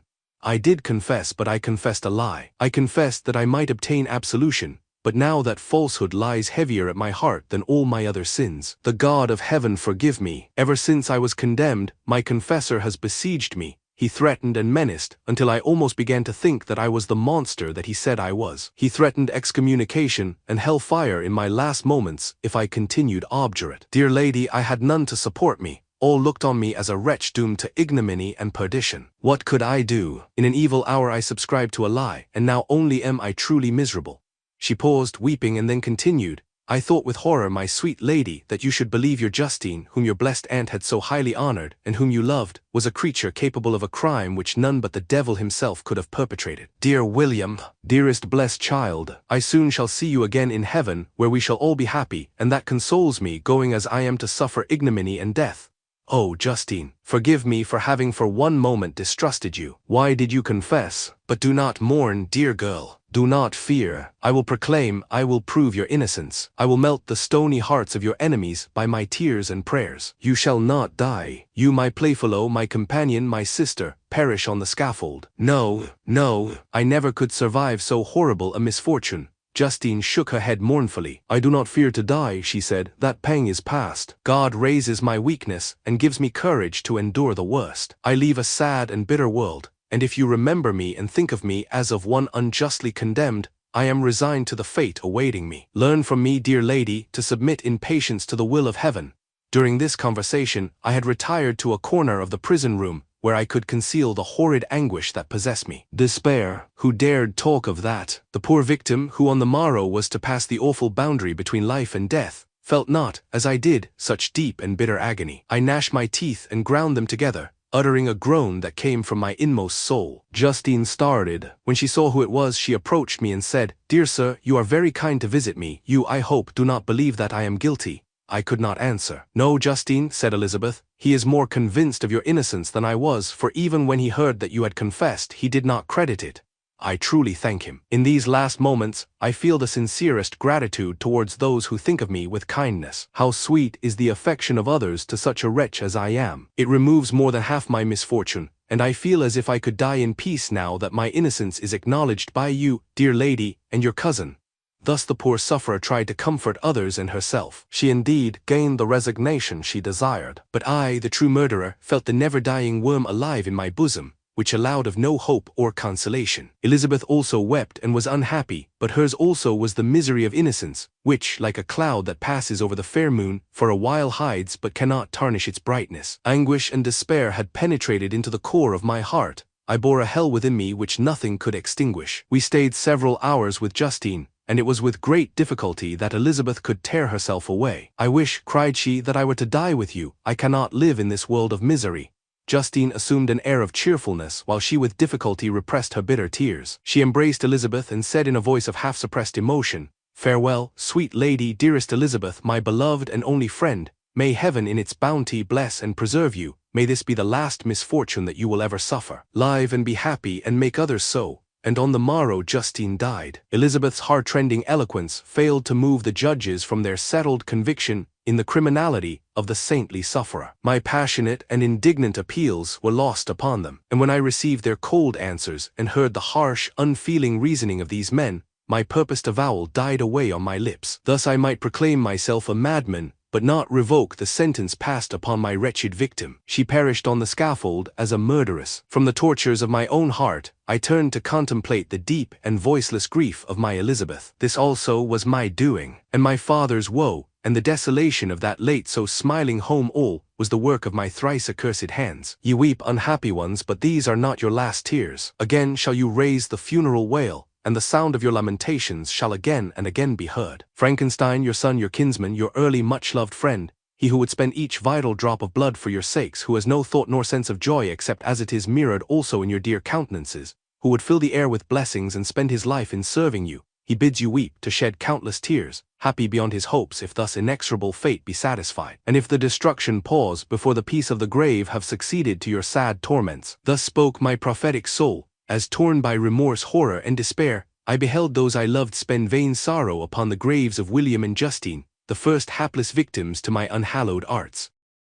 Chapter 9. Nothing is more painful to the human mind than, after the feelings have been worked up by a quick succession of events, the dead calmness of inaction and certainty, which follows and deprives the soul both of hope and fear. Justine died, she rested, and I was alive. The blood flowed freely in my veins, but a weight of despair and remorse pressed on my heart which nothing could remove. Sleep fled from my eyes, I wandered like an evil spirit, for I had committed deeds of mischief beyond description horrible, and more, much more, I persuaded myself, was yet behind. Yet my heart overflowed with kindness and the love of virtue. I had begun life with benevolent intentions, and thirsted for the moment when I should put them in practice, and make myself useful to my fellow beings. Now all was blasted. Instead of that serenity of conscience which allowed me to look back upon the past with self-satisfaction, and from thence to gather promise of new hopes, I was seized by remorse and the sense of guilt, which hurried me away to a hell of intense tortures such as no language can describe. This state of mind preyed upon my health, which had perhaps never entirely recovered from the first shock it had sustained. I shunned the face of man, all sound of joy or complacency was torture to me.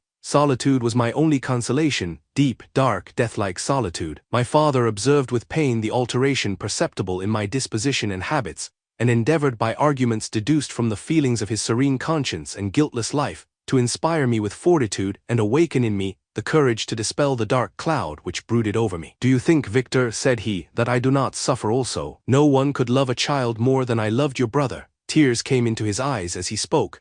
"But is it not a duty to the survivors that we should refrain from augmenting their unhappiness by an appearance of immoderate grief? It is also a duty owed to yourself, for excessive sorrow prevents improvement or enjoyment or even the discharge of daily usefulness, without which no man is fit for society." This advice, although good, was totally inapplicable to my case. I should have been the first to hide my grief and console my friends if remorse had not mingled its bitterness, and terror its alarm, with my other sensations. Now I could only answer my father with a look of despair, and endeavor to hide myself from his view. About this time we retired to our house at Bellerive. This change was particularly agreeable to me. The shutting of the gates regularly at 10 o'clock, and the impossibility of remaining on the lake after that hour, had rendered our residence within the walls of Geneva very irksome to me. I was now free. Often, after the rest of the family had retired for the night, I took the boat and passed many hours upon the water. Sometimes, with my sails set, I was carried by the wind, and sometimes, after rowing into the middle of the lake, I left the boat to pursue its own course and gave way to my own miserable reflections. I was often tempted when all was at peace around me, and I the only unquiet thing that wandered restless in a scene so beautiful and heavenly, if I except some bat or the frogs, whose harsh and interrupted croaking was heard only when I approached the shore. Often, I say, I was tempted to plunge into the silent lake, that the waters might close over me and my calamities forever. But I was restrained when I thought of the heroic and suffering Elizabeth, whom I tenderly loved, and whose existence was bound up in mine. I thought also of my father and surviving brother. Should I by my base desertion leave them exposed and unprotected to the malice of the fiend, whom I had let loose among them? At these moments I wept bitterly, and wished that peace would revisit my mind, only that I might afford them consolation and happiness. But that could not be. Remorse extinguished every hope. I had been the author of unalterable evils, and I lived in daily fear lest the monster whom I had created should perpetrate some new wickedness. I had an obscure feeling that all was not over, and that he would still commit some signal crime, which by its enormity should almost efface the recollection of the past. There was always scope for fear so long as anything I loved remained behind. My abhorrence of this fiend cannot be conceived. When I thought of him I gnashed my teeth, my eyes became inflamed, and I ardently wished to extinguish that life which I had so thoughtlessly bestowed. When I reflected on his crimes and malice, my hatred and revenge burst all bounds of moderation. I would have made a pilgrimage to the highest peak of the Andes, could I, when there, have precipitated him to their base. I wished to see him again, that I might wreak the utmost extent of abhorrence on his head, and avenge the deaths of William and Justine. Our house was the house of mourning. My father's health was deeply shaken by the horror of the recent events. Elizabeth was sad and desponding. She no longer took delight in her ordinary occupations. All pleasure seemed to her sacrilege toward the dead. Eternal woe and tears, she then thought, was the just tribute she should pay to innocence so blasted and destroyed. She was no longer that happy creature who in earlier youth wandered with me on the banks of the lake, and talked with ecstasy of our future prospects. The first of those sorrows which are sent to wean us from the earth had visited her, and its dimming influence quenched her dearest smiles. "When I reflect, my dear cousin," said she, "on the miserable death of Justine Moritz, I no longer see the world and its works as they before appeared to me. Before I looked upon the accounts of vice and injustice that I read in books or heard from others as tales of ancient days or imaginary evils. At least they were remote and more familiar to reason than to the imagination. But now misery has come home, and men appear to me as monsters thirsting for each other's blood. Yet I am certainly unjust. Everybody believed that poor girl to be guilty, and if she could have committed the crime for which she suffered, assuredly she would have been the most depraved of human creatures. For the sake of a few jewels, to have murdered the son of her benefactor and friend, a child whom she had nursed from its birth, and appeared to love as if it had been her own. I could not consent to the death of any human being, but certainly I should have thought such a creature unfit to remain in the society of men. But she was innocent. I feel she was innocent. You are of the same opinion, and that confirms me. Alas, Victor, when falsehood can look so like the truth, who can assure themselves of certain happiness? I feel as if I were walking on the edge of a precipice, towards which thousands are crowding and endeavoring to plunge me into the abyss. William and Justine were assassinated, and the murderer escapes. He walks about the world free and perhaps respected. But even if I were condemned to suffer on the scaffold for the same crimes, I would not change places with such a wretch. I listened to this discourse with the extremest agony. I, not in deed but in effect, was the true murderer. Elizabeth read my anguish in my countenance, and kindly taking my hand said, "My dearest friend, you must calm yourself. These events have affected me, God knows how deeply, but I am not so wretched as you are. There is an expression of despair, and sometimes of revenge, in your countenance that makes me tremble. Dear Victor, banish these dark passions. Remember the friends around you, who center all their hopes in you. Have we lost the power of rendering you happy? While we love, while we are true to each other, here in this land of peace and beauty, your native country, we may reap every tranquil blessing. What can disturb our peace?" And could not such words from her whom I fondly prized before every other gift of fortune suffice to chase away the fiend that lurked in my heart? Even as she spoke I drew near to her, as if in terror, lest at that very moment the destroyer had been near to rob me of her. Thus not the tenderness of friendship, nor the beauty of earth nor of heaven, could redeem my soul from woe. The very accents of love were ineffectual. I was encompassed by a cloud which no beneficial influence could penetrate. The wounded deer dragging its fainting limbs to some untrodden brake, there to gaze upon the arrow which had pierced it, and to die, was but a type of me. Sometimes I could cope with the sullen despair that overwhelmed me, but sometimes the whirlwind passions of my soul drove me to seek, by bodily exercise and by change of place, some relief from my intolerable sensations. It was during an access of this kind that I suddenly left my home, and bending my steps towards the near alpine valleys, sought in the magnificence, the eternity of such scenes, to forget myself and my ephemeral, because human sorrows. My wanderings were directed towards the valley of Chamonix. I had visited it frequently during my boyhood. 6 years had passed since then.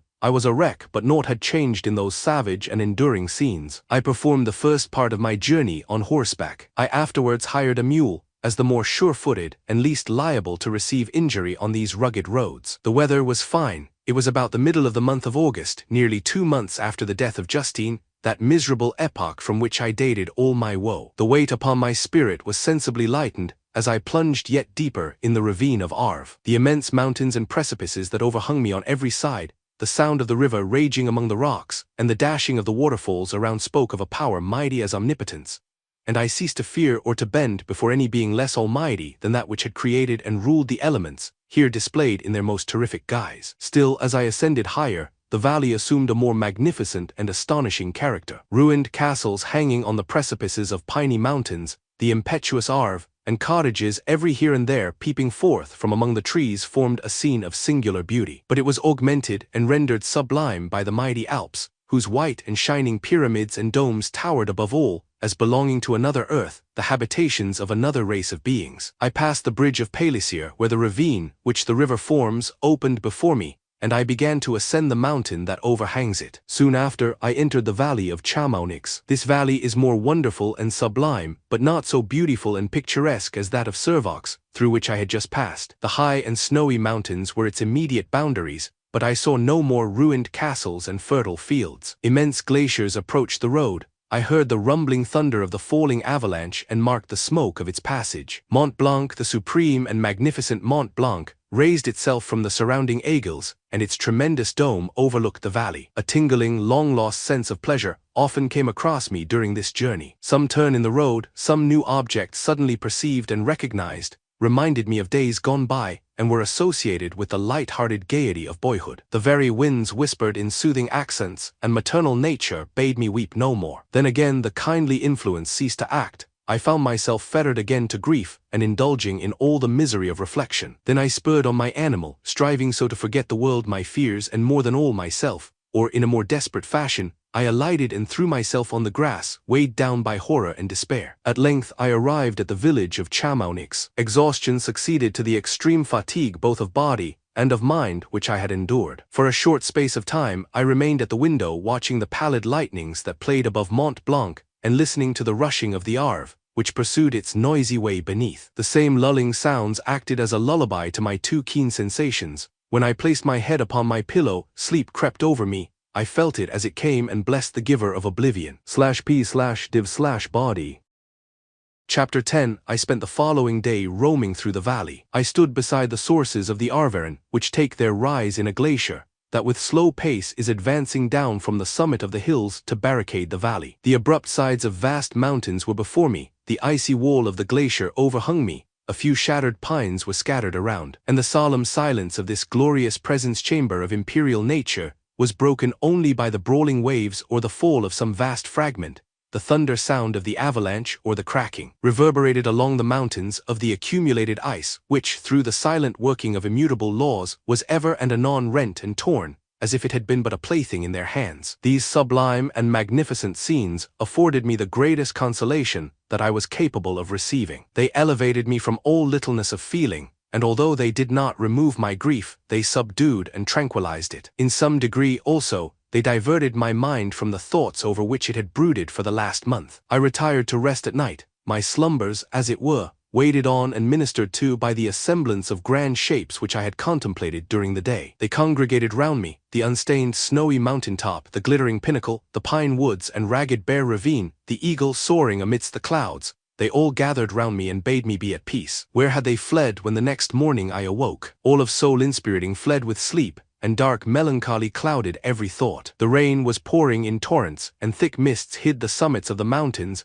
so that I even saw not the faces of those mighty friends. Still I would penetrate their misty veil, and seek them in their cloudy retreats. What were rain and storm to me? My mule was brought to the door, and I resolved to ascend to the summit of Montenvert. I remembered the effect that the view of the tremendous and ever-moving glacier had produced upon my mind when I first saw it. It had then filled me with a sublime ecstasy that gave wings to the soul, and allowed it to soar from the obscure world to light and joy. The sight of the awful and majestic in nature had indeed always the effect of solemnizing my mind, and causing me to forget the passing cares of life. I determined to go without a guide, for I was well acquainted with the path, and the presence of another would destroy the solitary grandeur of the scene. The ascent is precipitous, but the path is cut into continual and short windings, which enable you to surmount the perpendicularity of the mountain. It is a scene terrifically desolate. In 1,000 spots the traces of the winter avalanche may be perceived, where trees lie broken and strewed on the ground, some entirely destroyed, others bent, leaning upon the jutting rocks of the mountain or transversely upon other trees. The path as you ascend higher is intersected by ravines of snow, down which stones continually roll from above.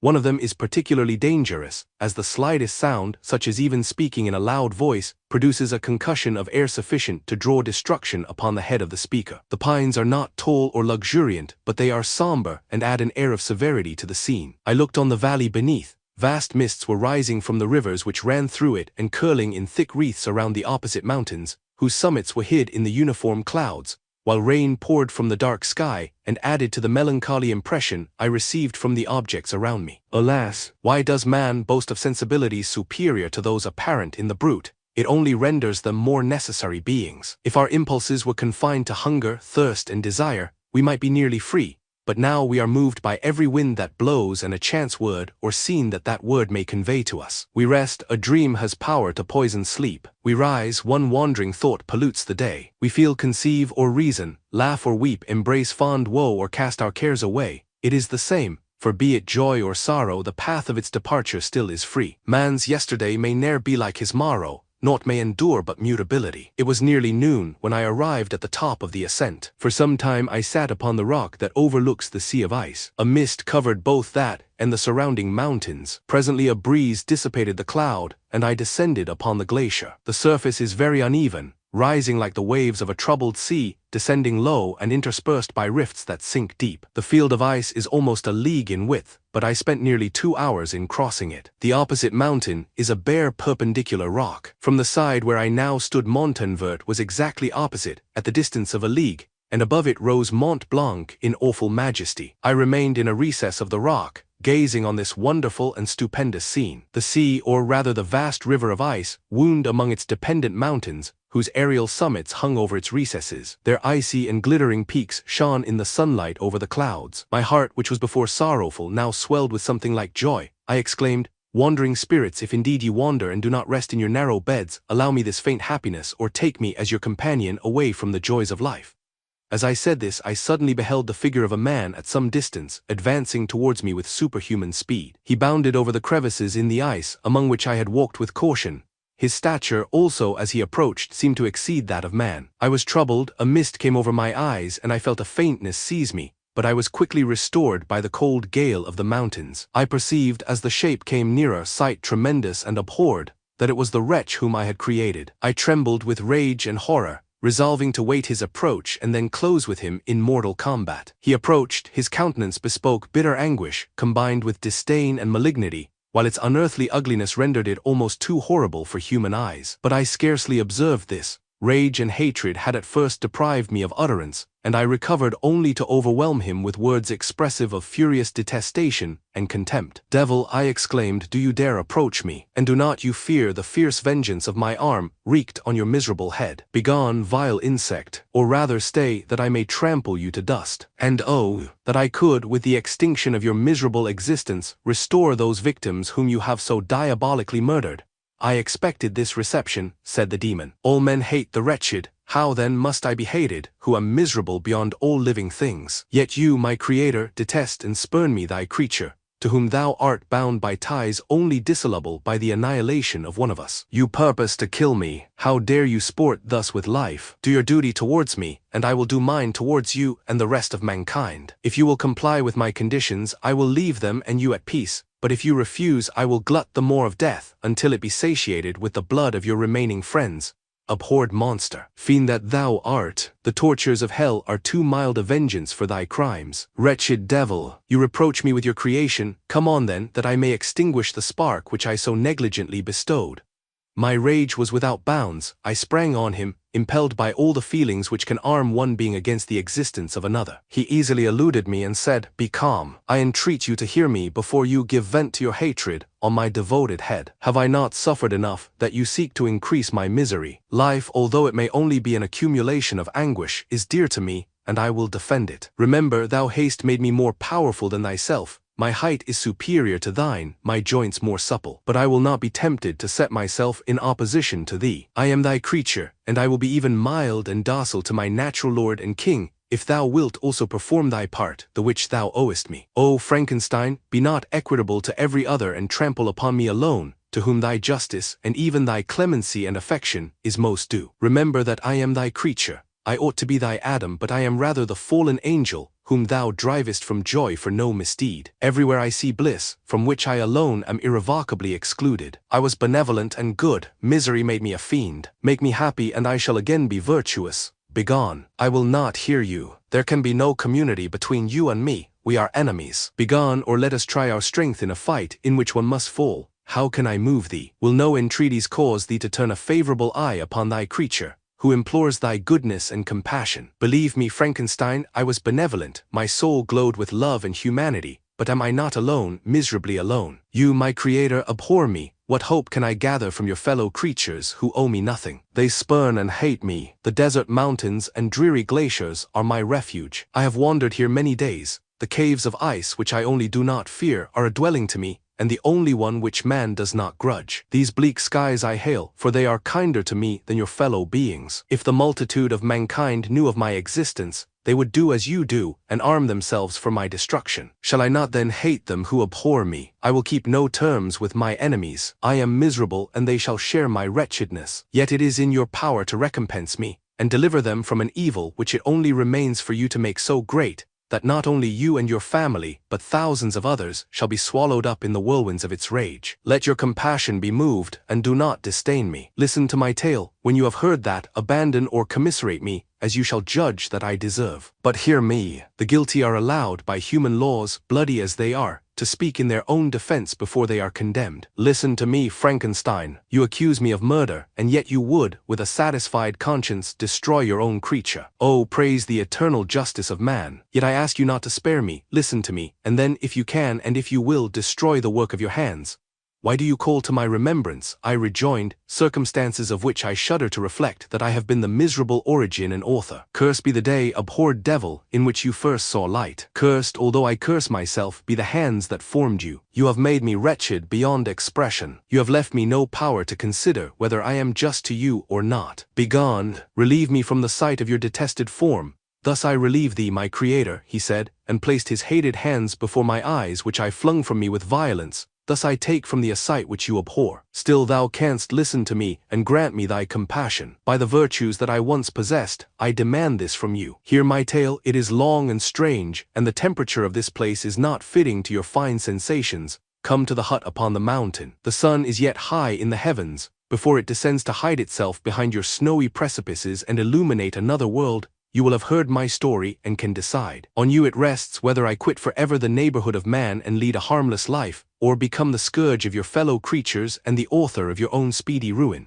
As he said this, he led the way across the ice. I followed. My heart was full, and I did not answer him, but as I proceeded, I weighed the various arguments that he had used and determined at least to listen to his tale. I was partly urged by curiosity, and compassion confirmed my resolution. I had hitherto supposed him to be the murderer of my brother, and I eagerly sought a confirmation or denial of this opinion. For the first time also, I felt what the duties of a creator towards his creature were, and that I ought to render him happy before I complained of his wickedness. These motives urged me to comply with his demand. We crossed the ice, therefore, and ascended the opposite rock. The air was cold, and the rain again began to descend. We entered the hut, the fiend with an air of exultation, I with a heavy heart and depressed spirits. But I consented to listen, and seating myself by the fire which my odious companion had lighted, he thus began his tale. /p/div/body. Chapter 11. It is with considerable difficulty that I remember the original era of my being.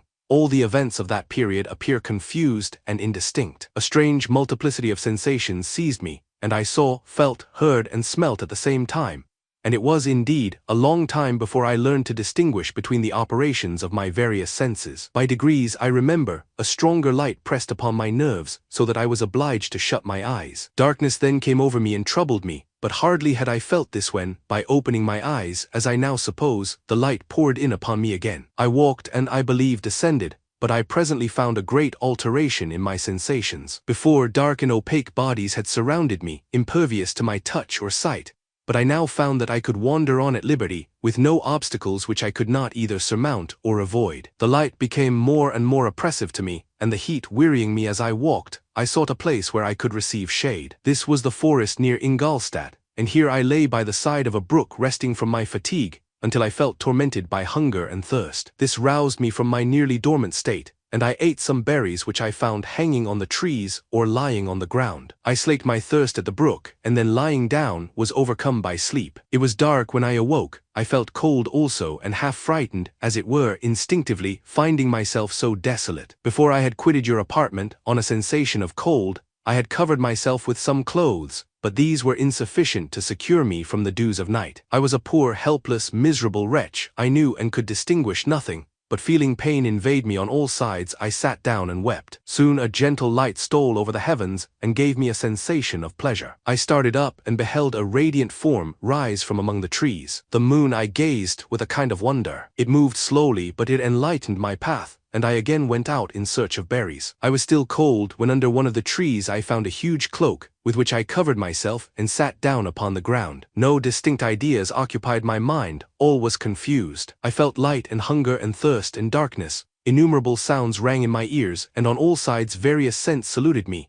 The only object that I could distinguish was the bright moon, and I fixed my eyes on that with pleasure. Several changes of day and night passed, and the orb of night had greatly lessened, when I began to distinguish my sensations from each other. I gradually saw plainly the clear stream that supplied me with drink, and the trees that shaded me with their foliage. I was delighted when I first discovered that a pleasant sound, which often saluted my ears, proceeded from the throats of the little winged animals who had often intercepted the light from my eyes. I began also to observe with greater accuracy the forms that surrounded me, and to perceive the boundaries of the radiant roof of light which canopied me. Sometimes I tried to imitate the pleasant songs of the birds, but was unable. Sometimes I wished to express my sensations in my own mode, but the uncouth and inarticulate sounds which broke from me frightened me into silence again. The moon had disappeared from the night, and again with a lessened form showed itself, while I still remained in the forest. My sensations had by this time become distinct, and my mind received every day additional ideas. My eyes became accustomed to the light and to perceive objects in their right forms.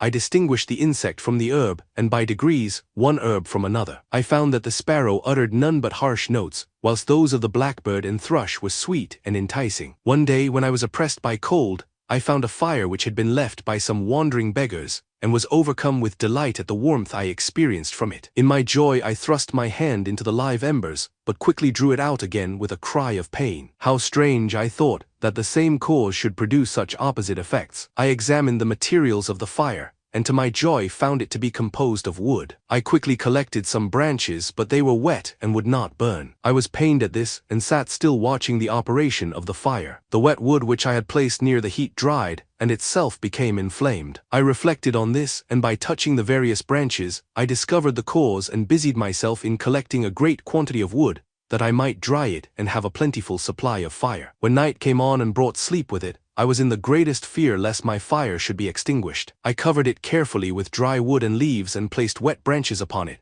and then, spreading my cloak, I lay on the ground and sank into sleep. It was morning when I awoke, and my first care was to visit the fire. I uncovered it, and a gentle breeze quickly fanned it into a flame. I observed this also and contrived a fan of branches, which roused the embers when they were nearly extinguished. When night came again I found, with pleasure, that the fire gave light as well as heat, and that the discovery of this element was useful to me in my food, for I found some of the offals that the travelers had left had been roasted, and tasted much more savory than the berries I gathered from the trees. I tried therefore to dress my food in the same manner, placing it on the live embers. I found that the berries were spoiled by this operation, and the nuts and roots much improved. Food, however, became scarce, and I often spent the whole day searching in vain for a few acorns to assuage the pangs of hunger. When I found this, I resolved to quit the place that I had hitherto inhabited, to seek for one where the few wants I experienced would be more easily satisfied. In this emigration, I exceedingly lamented the loss of the fire, which I had obtained through accident, and knew not how to reproduce it. I gave several hours to the serious consideration of this difficulty,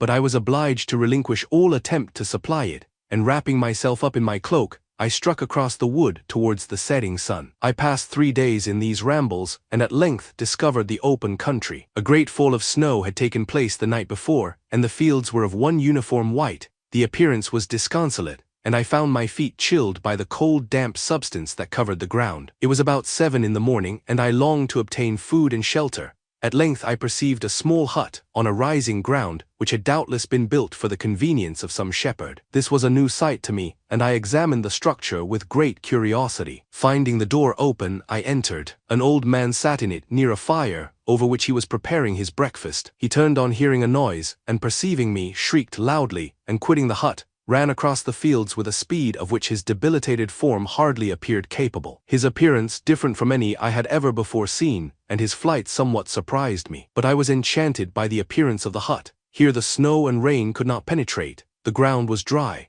and it presented to me then as exquisite and divine a retreat as pandemonium appeared to the demons of hell after their sufferings in the lake of fire. I greedily devoured the remnants of the shepherd's breakfast, which consisted of bread, cheese, milk, and wine. The latter, however, I did not like. Then, overcome by fatigue, I lay down among some straw and fell asleep. It was noon when I awoke, and allured by the warmth of the sun, which shone brightly on the white ground, I determined to recommence my travels, and depositing the remains of the peasant's breakfast in a wallet I found, I proceeded across the fields for several hours, until at sunset I arrived at a village. How miraculous did this appear! The huts, the neater cottages, and stately houses engaged my admiration by turns. The vegetables in the gardens, the milk and cheese that I saw placed at the windows of some of the cottages, allured my appetite. One of the best of these I entered, but I had hardly placed my foot within the door before the children shrieked, and one of the women fainted. The whole village was roused, some fled, some attacked me, until, grievously bruised by stones and many other kinds of missile weapons, I escaped to the open country and fearfully took refuge in a low hovel, quite bare,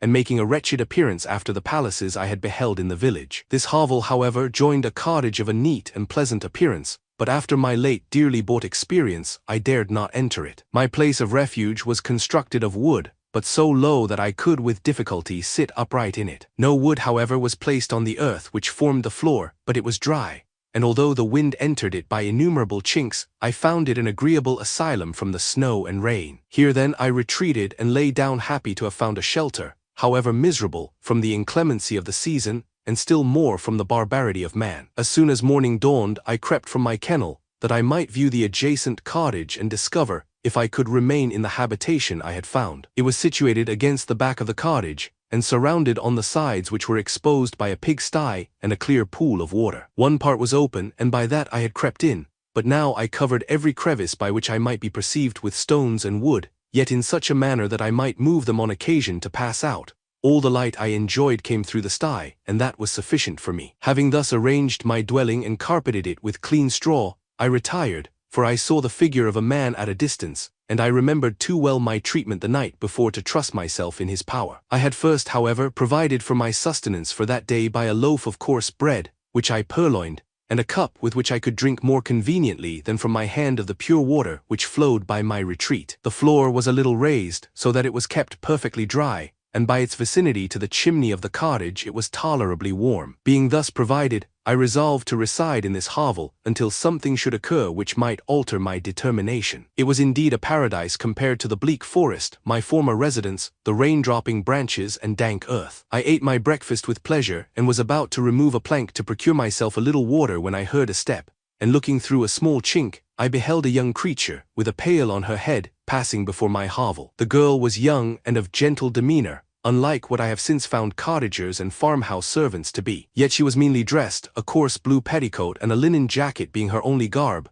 Her fair hair was plaited but not adorned. She looked patient yet sad. I lost sight of her, and in about a quarter of an hour she returned bearing the pail, which was now partly filled with milk. As she walked along, seemingly incommoded by the burden, a young man met her, whose countenance expressed a deeper despondence. Uttering a few sounds with an air of melancholy, he took the pail from her head and bore it to the cottage himself. She followed, and they disappeared. Presently I saw the young man again, with some tools in his hand, cross the field behind the cottage, and the girl was also busied, sometimes in the house and sometimes in the yard. On examining my dwelling, I found that one of the windows of the cottage had formerly occupied a part of it, but the panes had been filled up with wood. In one of these was a small and almost imperceptible chink, through which the eye could just penetrate. Through this crevice a small room was visible, whitewashed and clean but very bare of furniture. In one corner, near a small fire, sat an old man, leaning his head on his hands in a disconsolate attitude. The young girl was occupied in arranging the cottage, but presently she took something out of a drawer which employed her hands, and she sat down beside the old man, who, taking up an instrument, began to play and to produce sounds sweeter than the voice of the thrush or the nightingale. It was a lovely sight, even to me, poor wretch who had never beheld aught beautiful before. The silver hair and benevolent countenance of the aged cottager won my reverence, while the gentle manners of the girl enticed my love. He played a sweet mournful air which I perceived drew tears from the eyes of his amiable companion, of which the old man took no notice until she sobbed audibly. He then pronounced a few sounds, and the fair creature, leaving her work, knelt at his feet. He raised her and smiled with such kindness and affection that I felt sensations of a peculiar and overpowering nature. They were a mixture of pain and pleasure, such as I had never before experienced, either from hunger or cold, warmth or food, and I withdrew from the window, unable to bear these emotions. Soon after this the young man returned, bearing on his shoulders a load of wood. The girl met him at the door, helped to relieve him of his burden, and taking some of the fuel into the cottage, placed it on the fire. Then she and the youth went apart into a nook of the cottage, and he showed her a large loaf and a piece of cheese. She seemed pleased and went into the garden for some roots and plants, which she placed in water, and then upon the fire. She afterwards continued her work, whilst the young man went into the garden, and appeared busily employed in digging and pulling up roots. After he had been employed thus about an hour, the young woman joined him, and they entered the cottage together. The old man had in the meantime been pensive, but on the appearance of his companions he assumed a more cheerful air, and they sat down to eat. The meal was quickly dispatched. The young woman was again occupied in arranging the cottage. The old man walked before the cottage in the sun for a few minutes, leaning on the arm of the youth. Nothing could exceed in beauty the contrast between these two excellent creatures. One was old, with silver hairs and a countenance beaming with benevolence and love.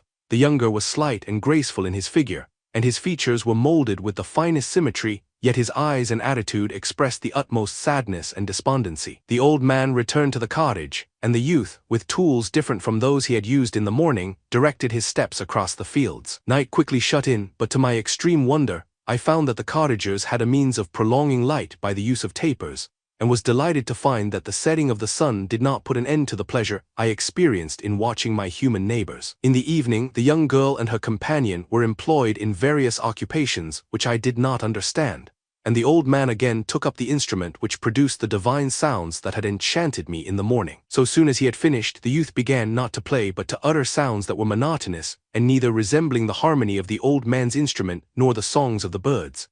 I since found that he read aloud, but at that time I knew nothing of the science of words or letters. The family, after having been thus occupied for a short time, extinguished their lights and retired, as I conjectured, to rest. Chapter 12. I lay on my straw, but I could not sleep. I thought of the occurrences of the day. What chiefly struck me was the gentle manners of these people, and I longed to join them but dared not. I remembered too well the treatment I had suffered the night before from the barbarous villagers, and resolved, whatever course of conduct I might hereafter think it right to pursue, that for the present I would remain quietly in my hovel, watching and endeavoring to discover the motives which influenced their actions. The cottagers arose the next morning before the sun. The young woman arranged the cottage and prepared the food, and the youth departed after the first meal. This day was passed in the same routine as that which preceded it. The young man was constantly employed out of doors, and the girl in various laborious occupations within. The old man, whom I soon perceived to be blind, employed his leisure hours on his instrument or in contemplation. Nothing could exceed the love and respect which the younger cottagers exhibited towards their venerable companion. They performed towards him every little office of affection and duty with gentleness, and he rewarded them by his benevolent smiles. They were not entirely happy. The young man and his companion often went apart and appeared to weep. I saw no cause for their unhappiness, but I was deeply affected by it. If such lovely creatures were miserable, it was less strange that I, an imperfect and solitary being, should be wretched. Yet why were these gentle beings unhappy? They possessed a delightful house, for such it was in my eyes, and every luxury. They had a fire to warm them when chill and delicious viands when hungry.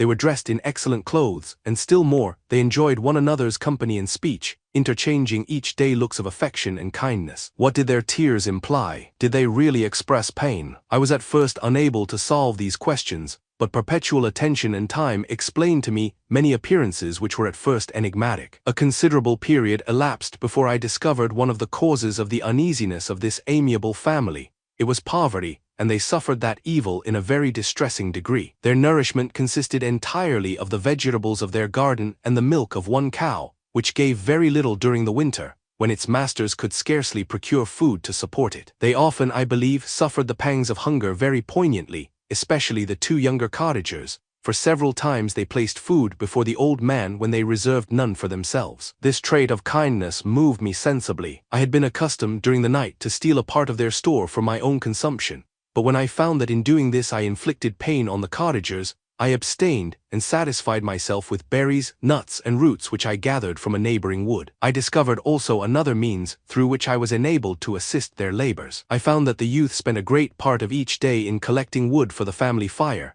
and during the night I often took his tools, the use of which I quickly discovered, and brought home firing sufficient for the consumption of several days. I remember the first time that I did this, the young woman, when she opened the door in the morning, appeared greatly astonished on seeing a great pile of wood on the outside. She uttered some words in a loud voice, and the youth joined her, who also expressed surprise. I observed with pleasure that he did not go to the forest that day, but spent it in repairing the cottage and cultivating the garden. By degrees I made a discovery of still greater moment. I found that these people possessed a method of communicating their experience and feelings to one another by articulate sounds. I perceived that the words they spoke sometimes produced pleasure or pain, smiles or sadness, in the minds and countenances of the hearers. This was indeed a godlike science, and I ardently desired to become acquainted with it. But I was baffled in every attempt I made for this purpose. Their pronunciation was quick, and the words they uttered, not having any apparent connection with visible objects, I was unable to discover any clue by which I could unravel the mystery of their reference. By great application, however, and after having remained during the space of several revolutions of the moon in my hovel, I discovered the names that were given to some of the most familiar objects of discourse. I learned and applied the words fire, milk, bread, and wood. I learned also the names of the cottagers themselves. The youth and his companion had each of them several names, but the old man had only one, which was father. The girl was called sister or Agatha, and the youth Felix brother or son. I cannot describe the delight I felt when I learned the ideas appropriated to each of these sounds, and was able to pronounce them. I distinguished several other words without being able as yet to understand or apply them, such as good, dearest, unhappy. I spent the winter in this manner. The gentle manners and beauty of the cottagers greatly endeared them to me. When they were unhappy, I felt depressed. When they rejoiced, I sympathized in their joys. I saw few human beings besides them, and if any other happened to enter the cottage, their harsh manners and rude gait only enhanced to me the superior accomplishments of my friends. The old man, I could perceive, often endeavored to encourage his children, as sometimes I found that he called them to cast off their melancholy. He would talk in a cheerful accent, with an expression of goodness that bestowed pleasure even upon me. Agatha listened with respect, her eyes sometimes filled with tears, which she endeavored to wipe away unperceived, but I generally found that her countenance and tone were more cheerful after having listened to the exhortations of her father. It was not thus with Felix. He was always the saddest of the group, and even to my unpracticed senses, he appeared to have suffered more deeply than his friends. But if his countenance was more sorrowful, his voice was more cheerful than that of his sister, especially when he addressed the old man. I could mention innumerable instances which, although slight, marked the dispositions of these amiable cottagers. In the midst of poverty and want, Felix carried with pleasure to his sister the first little white flower that peeped out from beneath the snowy ground. Early in the morning, before she had risen, he cleared away the snow that obstructed her path to the milk house, drew water from the well, and brought the wood from the outhouse, where, to his perpetual astonishment, he found his store always replenished by an invisible hand. In the day, I believe, he worked sometimes for a neighboring farmer, because he often went forth and did not return until dinner, yet brought no wood with him. At other times he worked in the garden, but as there was little to do in the frosty season, he read to the old man and Agatha. This reading had puzzled me extremely at first, but by degrees I discovered that he uttered many of the same sounds when he read as when he talked. I conjectured therefore that he found on the paper signs for speech which he understood, and I ardently longed to comprehend these also.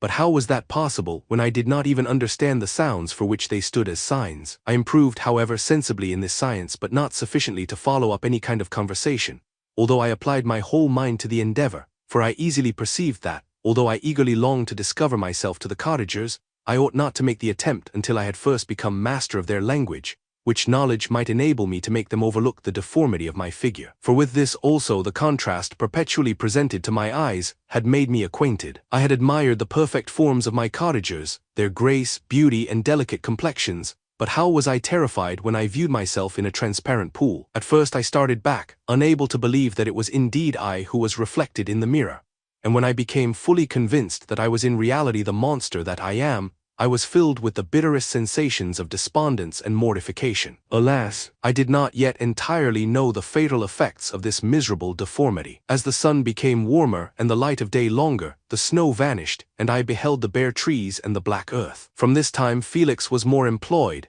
and the heart-moving indications of impending famine disappeared. Their food, as I afterwards found, was coarse, but it was wholesome, and they procured a sufficiency of it. Several new kinds of plants sprang up in the garden which they dressed, and these signs of comfort increased daily as the season advanced. The old man, leaning on his son, walked each day at noon, when it did not rain, as I found it was cold when the heavens poured forth its waters. This frequently took place, but a high wind quickly dried the earth, and the season became far more pleasant than it had been. My mode of life in my hovel was uniform. During the morning I attended the motions of the cottagers, and when they were dispersed in various occupations, I slept. The remainder of the day was spent in observing my friends. When they had retired to rest, if there was any moon or the night was starlight, I went into the woods and collected my own food and fuel for the cottage. When I returned, as often as it was necessary, I cleared their path from the snow and performed those offices that I had seen done by Felix. I afterwards found that these labors, performed by an invisible hand, greatly astonished them,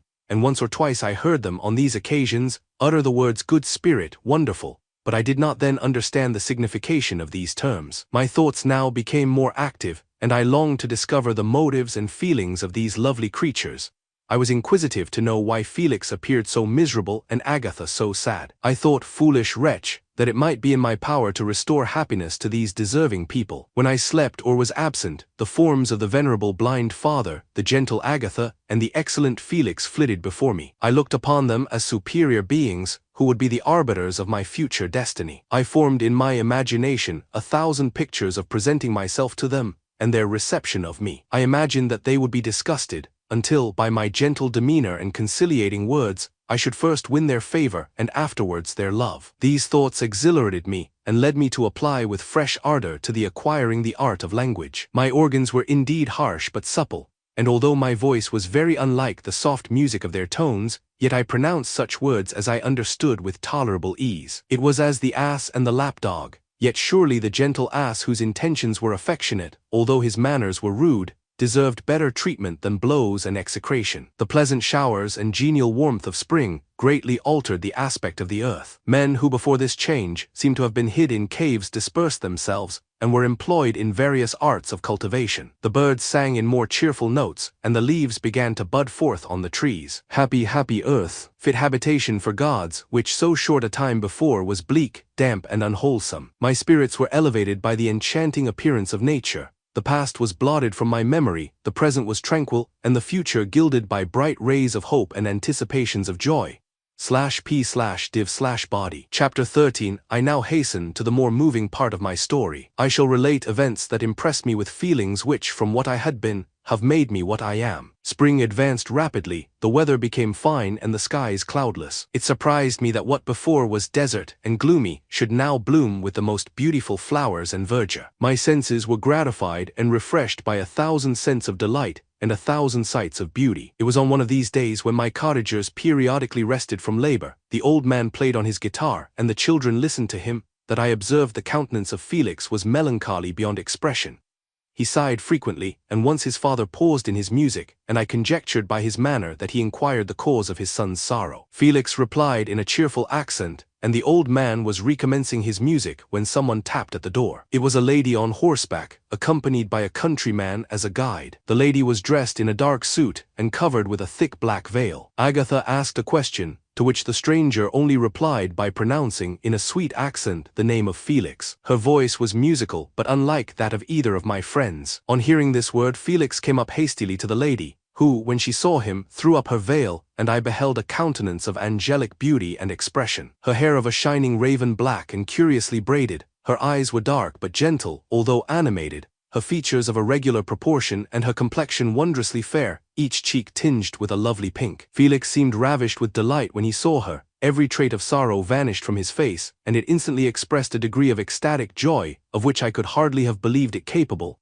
His eyes sparkled as his cheek flushed with pleasure, and at that moment I thought him as beautiful as the stranger. She appeared affected by different feelings. Wiping a few tears from her lovely eyes, she held out her hand to Felix, who kissed it rapturously and called her, as well as I could distinguish, his sweet Arabian. She did not appear to understand him but smiled. He assisted her to dismount, and dismissing her guide, conducted her into the cottage. Some conversation took place between him and his father, and the young stranger knelt at the old man's feet and would have kissed his hand, but he raised her and embraced her affectionately. I soon perceived that although the stranger uttered articulate sounds, and appeared to have a language of her own, she was neither understood by nor herself understood the cottagers. They made many signs which I did not comprehend, but I saw that her presence diffused gladness through the cottage, dispelling their sorrow as the sun dissipates the morning mists. Felix seemed peculiarly happy, and with smiles of delight welcomed his Arabian. Agatha, the ever-gentle Agatha, kissed the hands of the lovely stranger, and pointing to her brother, made signs which appeared to me to mean that he had been sorrowful until she came. Some hours passed thus, while they by their countenances expressed joy, the cause of which I did not comprehend. Presently I found, by the frequent recurrence of some sound which the stranger repeated after them, that she was endeavoring to learn their language, and the idea instantly occurred to me that I should make use of the same instructions to the same end. The stranger learned about 20 words at the first lesson. Most of them, indeed, were those which I had before understood, but I profited by the others. As night came on, Agatha and the Arabian retired early. When they separated, Felix kissed the hand of the stranger and said, "Good night, sweet Safie."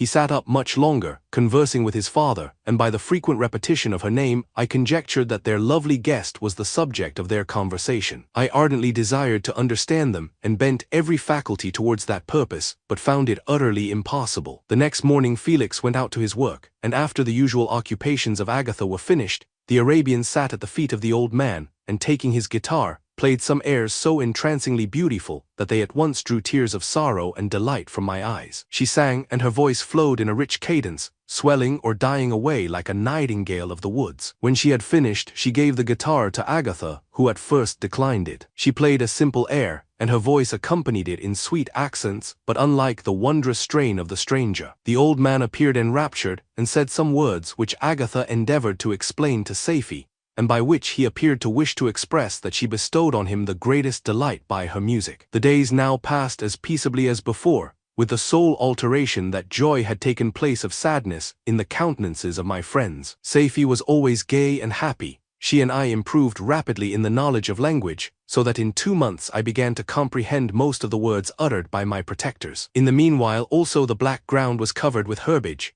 and the green banks interspersed with innumerable flowers, sweet to the scent and the eyes, stars of pale radiance among the moonlight woods. The sun became warmer, the nights clear and balmy, and my nocturnal rambles were an extreme pleasure to me, although they were considerably shortened by the late setting and early rising of the sun. For I never ventured abroad during daylight, fearful of meeting with the same treatment I had formerly endured in the first village which I entered. My days were spent in close attention, that I might more speedily master the language, and I may boast that I improved more rapidly than the Arabian, who understood very little and conversed in broken accents, whilst I comprehended and could imitate almost every word that was spoken. While I improved in speech, I also learned the science of letters as it was taught to the stranger, and this opened before me a wide field for wonder and delight. The book from which Felix instructed Safie was Volney's Ruins of Empires. I should not have understood the purport of this book had not Felix, in reading it, given very minute explanations. He had chosen this work, he said,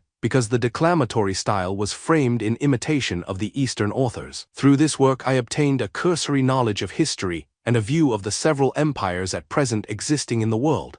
It gave me an insight into the manners, governments, and religions of the different nations of the earth. I heard of the slothful Asiatics, of the stupendous genius and mental activity of the Grecians, of the wars and wonderful virtue of the early Romans, of their subsequent degenerating, of the decline of that mighty empire, of chivalry, Christianity, and kings. I heard of the discovery of the American hemisphere, and wept with Safie over the hapless fate of its original inhabitants. These wonderful narrations inspired me with strange feelings. Was man indeed at once so powerful, so virtuous and magnificent, yet so vicious and base? He appeared at one time a mere scion of the evil principle, and at another as all that can be conceived of noble and godlike. To be a great and virtuous man appeared the highest honor that can befall a sensitive being. To be base and vicious, as many on record have been, appeared the lowest degradation, a condition more abject than that of the blind mole or harmless worm. For a long time I could not conceive how one man could go forth to murder his fellow, or even why there were laws and governments.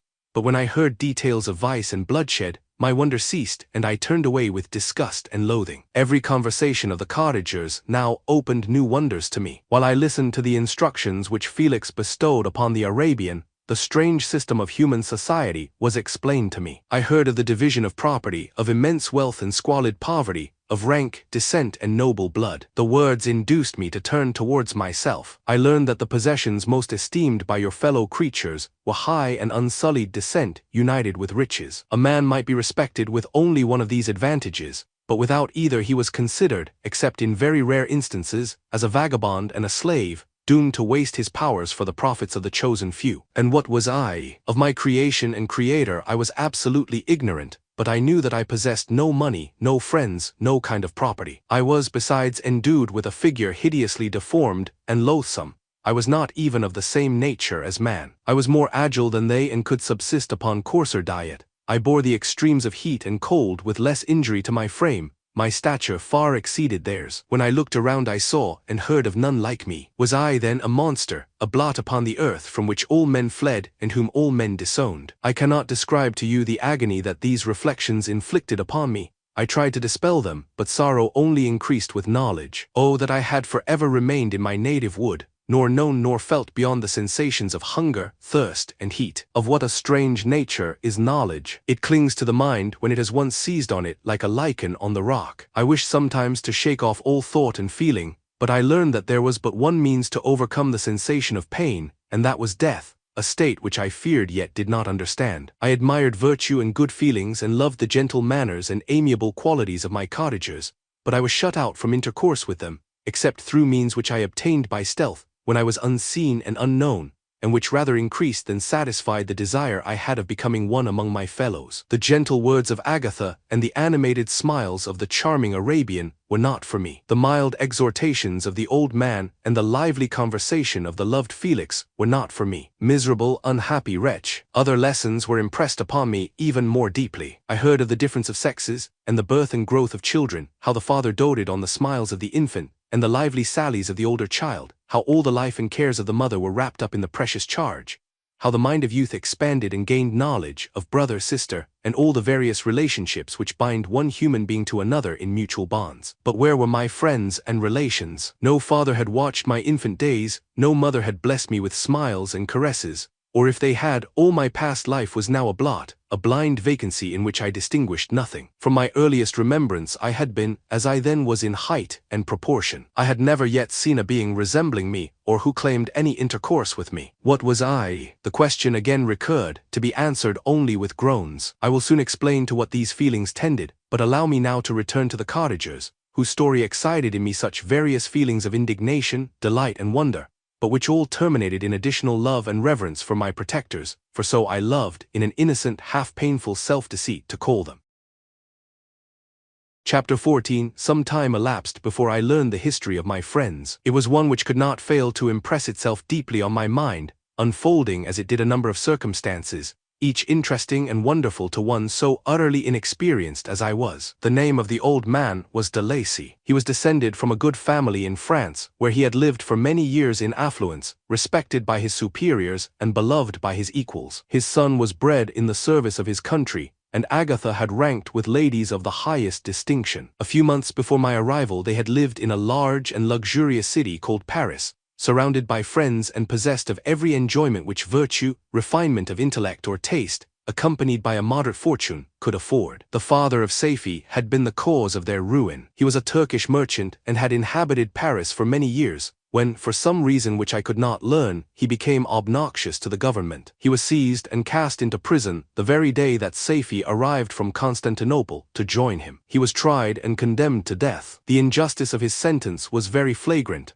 All Paris was indignant, and it was judged that his religion and wealth rather than the crime alleged against him had been the cause of his condemnation. Felix had accidentally been present at the trial. His horror and indignation were uncontrollable when he heard the decision of the court. He made at that moment a solemn vow to deliver him, and then looked around for the means. After many fruitless attempts to gain admittance to the prison, he found a strongly grated window in an unguarded part of the building, which lighted the dungeon of the unfortunate Muhammadan, who, loaded with chains, waited in despair the execution of the barbarous sentence. Felix visited the grate at night, and made known to the prisoner his intentions in his favor. The Turk, amazed and delighted, endeavored to kindle the zeal of his deliverer by promises of reward and wealth. Felix rejected his offers with contempt, yet when he saw the lovely Safie, who was allowed to visit her father, and who by her gestures expressed her lively gratitude, the youth could not help owning to his own mind that the captive possessed a treasure which would fully reward his toil and hazard. The Turk quickly perceived the impression that his daughter had made on the heart of Felix, and endeavored to secure him more entirely in his interests by the promise of a hand in marriage so soon as he should be conveyed to a place of safety. Felix was too delicate to accept this offer, yet he looked forward to the probability of the event as to the consummation of his happiness. During the ensuing days, while the preparations were going forward for the escape of the merchant, the zeal of Felix was warmed by several letters that he received from this lovely girl, who found means to express her thoughts in the language of her lover by the aid of an old man, a servant of her father who understood French. She thanked him in the most ardent terms for his intended services towards her parent, and at the same time she gently deplored her own fate. I have copies of these letters, for I found means, during my residence in the hovel, to procure the implements of writing, and the letters were often in the hands of Felix or Agatha. Before I depart I will give them to you. They will prove the truth of my tale, but at present, as the sun is already far declined, I shall only have time to repeat the substance of them to you. Safie related that her mother was a Christian Arab, seized and made a slave by the Turks.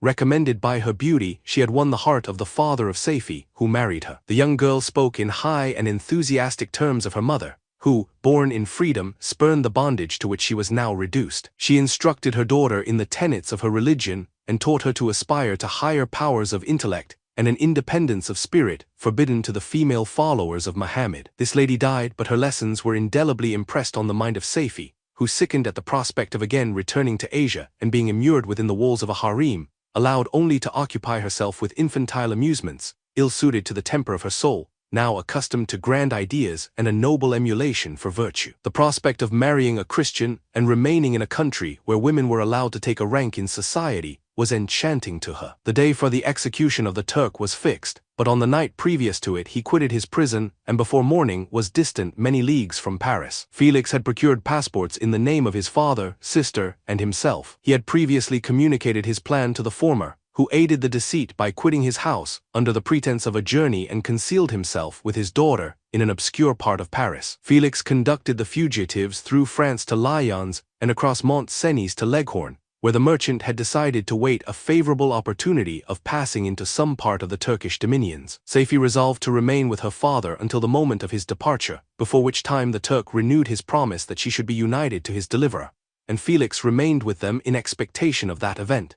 And in the meantime he enjoyed the society of the Arabian, who exhibited towards him the simplest and tenderest affection. They conversed with one another through the means of an interpreter, and sometimes with the interpretation of looks, and Safie sang to him the divine airs of her native country. The Turk allowed this intimacy to take place and encouraged the hopes of the youthful lovers, while in his heart he had formed far other plans. He loathed the idea that his daughter should be united to a Christian, but he feared the resentment of Felix if he should appear lukewarm, for he knew that he was still in the power of his deliverer if he should choose to betray him to the Italian state which they inhabited. He revolved 1,000 plans by which he should be enabled to prolong the deceit until it might be no longer necessary, and secretly to take his daughter with him when he departed. His plans were facilitated by the news which arrived from Paris. The government of France were greatly enraged at the escape of their victim, and spared no pains to detect and punish his deliverer. The plot of Felix was quickly discovered, and Lacey and Agatha were thrown into prison. The news reached Felix and roused him from his dream of pleasure. His blind and aged father and his gentle sister lay in a noisome dungeon,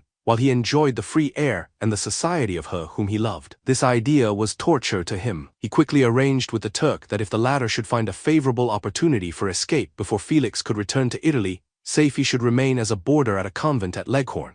And then, quitting the lovely Arabian, he hastened to Paris and delivered himself up to the vengeance of the law, hoping to free Lacey and Agatha by this proceeding. He did not succeed. They remained confined for 5 months before the trial took place, the result of which deprived them of their fortune and condemned them to a perpetual exile from their native country. They found a miserable asylum in the cottage in Germany, where I discovered them. Felix soon learned that the treacherous Turk, for whom he and his family endured such unheard-of oppression, on discovering that his deliverer was thus reduced to poverty and ruin, became a traitor to good feeling and honor, and had quitted Italy with his daughter, insultingly sending Felix a pittance of money to aid him, as he said, in some plan of future maintenance. Such were the events that preyed on the heart of Felix and rendered him, when I first saw him, the most miserable of his family. He could have endured poverty, and while this distress had been the meed of his virtue, he gloried in it. But the ingratitude of the Turk and the loss of his beloved Safie were misfortunes more bitter and irreparable. The arrival of the Arabian now infused new life into his soul. When the news reached Leghorn that Felix was deprived of his wealth and rank, the merchant commanded his daughter to think no more of her lover, but to prepare to return to her native country. The generous nature of Safie was outraged by this command.